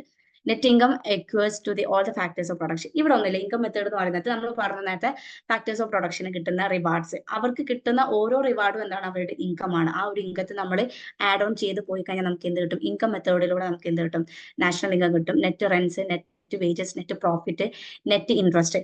The income received in the form of the transfer payment are not included in it. അതായത് transfer payment ഒരിക്കലും എന്തിൽ പെടില്ല, income മെത്തേഡിൽ പെടില്ല. അതായത് ഒന്നുമില്ല, income method പ്രകാരം factors of production അവർക്ക് reward കിട്ടുന്നുണ്ട്, അവർക്ക് ഇൻകം കിട്ടുന്നുണ്ട്. ആ ഓരോ ഇൻകത്തെയും നമ്മൾ ആഡ് ഓൺ ചെയ്ത് പോകുന്നതിനാണ് നമ്മൾ എന്ത് പറയുന്നത്, ഇൻകം മെത്തേഡ് എന്ന് പറയാം. അതിൽ ട്രാൻസ്ഫർ ഓഫ് പേയ്മെന്റ് പെടില്ല. ട്രാൻസ്ഫർ പേയ്മെന്റ് എന്ന് പറയുന്നത് ഒരു വൺ വേ ഓഫ് ട്രാൻസ്ഫർ ആണ്. അതായത് റിട്ടേൺ ഒന്നും പ്രതീക്ഷിക്കാതെ നമ്മൾ ഒരാൾക്ക് ഒരു പേയ്മെന്റ് കൊടുക്കുന്നുണ്ടെങ്കിൽ അതിനാണ് നമ്മൾ ട്രാൻസ്ഫർ പേയ്മെന്റ് എന്ന് പറയാം. ഉദാഹരണത്തിന് പെൻഷൻ, ഇപ്പൊ പെൻഷൻ ഇപ്പോൾ ഗവൺമെന്റ് നമുക്ക് തരുന്നത് നമ്മൾ എന്തോ അങ്ങോട്ട് കൊടുക്കും എന്നുള്ള ഒരു ഇതിലല്ല. സോ അത്രയും എന്താ പറയാ, അത്രയും ബലഹീനത അനുഭവിക്കുന്ന ആളുകൾക്ക് എന്താണ് കൊടുക്കുകയാണ് ചെയ്യുന്നത്. അവിടെ റിട്ടേൺ ഒരിക്കലും ഗവൺമെന്റ് എക്സ്പെക്ട് ചെയ്യുന്നില്ല. സോ അതാണ് ട്രാൻസ്ഫർ പേയ്മെന്റ് എന്ന് പറയുന്നത്. ഇപ്പൊ ട്രാൻസ്ഫർ പേയ്മെന്റ് ഒരിക്കലും എന്തിൽ ഇൻക്ലൂഡ് ചെയ്യപ്പെടുന്നില്ല, ഒരിക്കലും ഇൻകം മെത്തേഡിൽ ഇൻക്ലൂഡ് ചെയ്യപ്പെടുന്നില്ല. Then the data will be obtained from the different sources from the income tax department in the case of the high income groups and wage bill case of the workers. അതായത് ഇതിന്റെ data എവിടെ നിന്നാണ് collect ചെയ്യപ്പെടുന്നത്, നമുക്കറിയാം നമ്മുടെ income tax മുഖേനയാണ്. ഞാൻ നേരത്തെ പറഞ്ഞാൽ ഓരോ യൂണിറ്റും ടാക്സ് കൊടുക്കണം എന്ന് പറയുന്നത് ഒരിക്കലും അവരെ ബുദ്ധിമുട്ടിക്കുക എന്നുള്ള ഉദ്ദേശത്തോട് മാത്രമല്ല, മറിച്ച് ഇതിന്റെ ഒക്കെ ഒരു അക്കൗണ്ടബിലിറ്റി നമുക്ക് വേണം എന്നുള്ളതാണ്.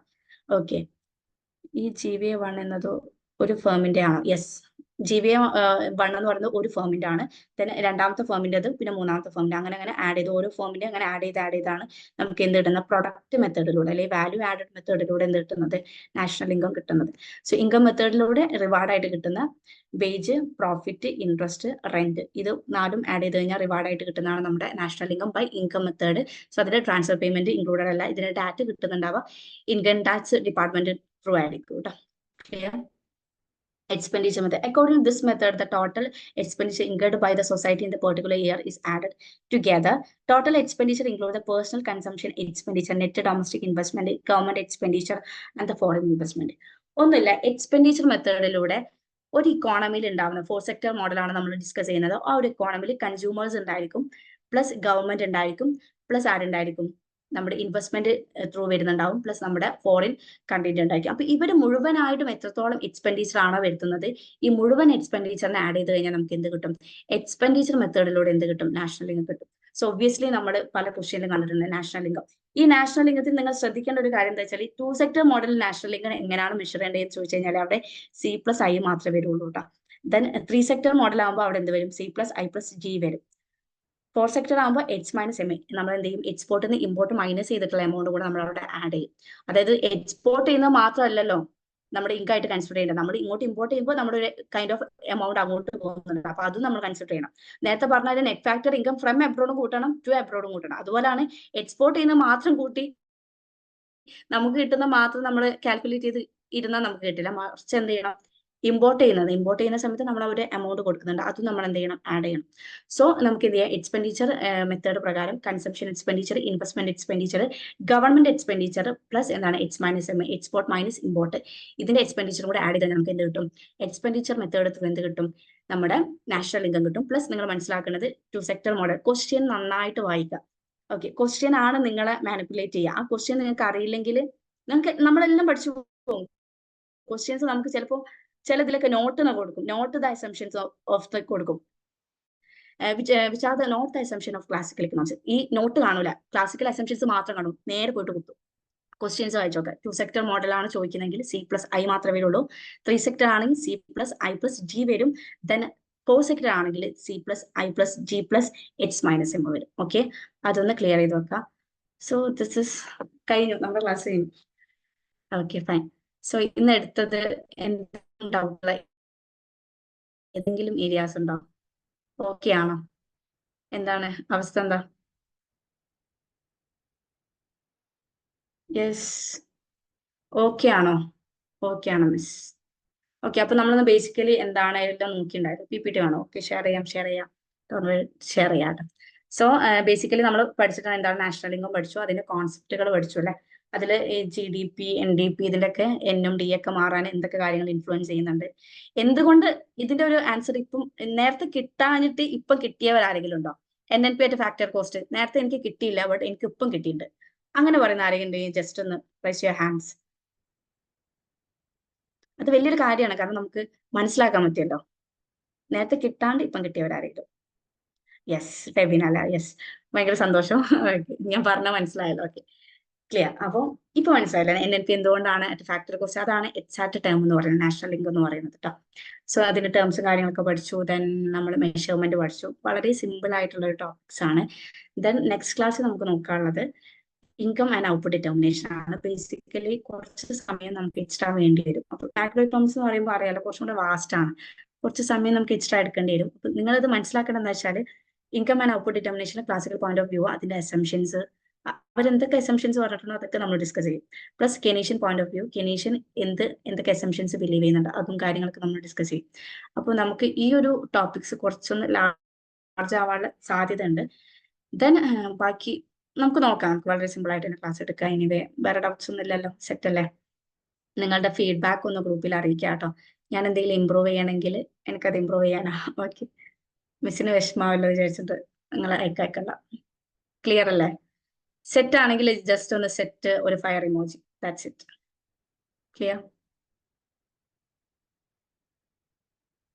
പോയോ? യാ, ഫയർ. ഓക്കെ, അപ്പൊ നമുക്ക് എന്തായാലും കുറെ ഇൻട്രസ്റ്റിംഗ് ആയിട്ടുള്ള ടോപ്പിക് ഉണ്ട്. അടുത്ത ക്ലാസ്സിലൊക്കെ വളരെ രസമായിട്ട് പഠിക്കാം. 100%. Thank you so much. So എല്ലാവർക്കും താങ്ക്സ് പറയാണ്. ആർക്കുണ്ട്? ശ്രദ്ധ, നെയ്മ, അർച്ചന. സോ എനിക്കൊരു യൂസ്ഡ് ആവും, ഒരു 2 ക്ലാസ് കൊണ്ട് നിങ്ങൾ എല്ലാവരും യൂസ്ഡ് ആവും. ഫെബിന, വിസ്മയ, ആരൊക്കെ ഉണ്ട് ചാറ്റ് ചെയ്യാത്തവരൊക്കെ അടുത്ത class. Shraddha, Archana. So thank you so much. നിങ്ങൾക്ക് ലീവ് ചെയ്യാം. Thank you. Thank you, Miss. Okay, thank U.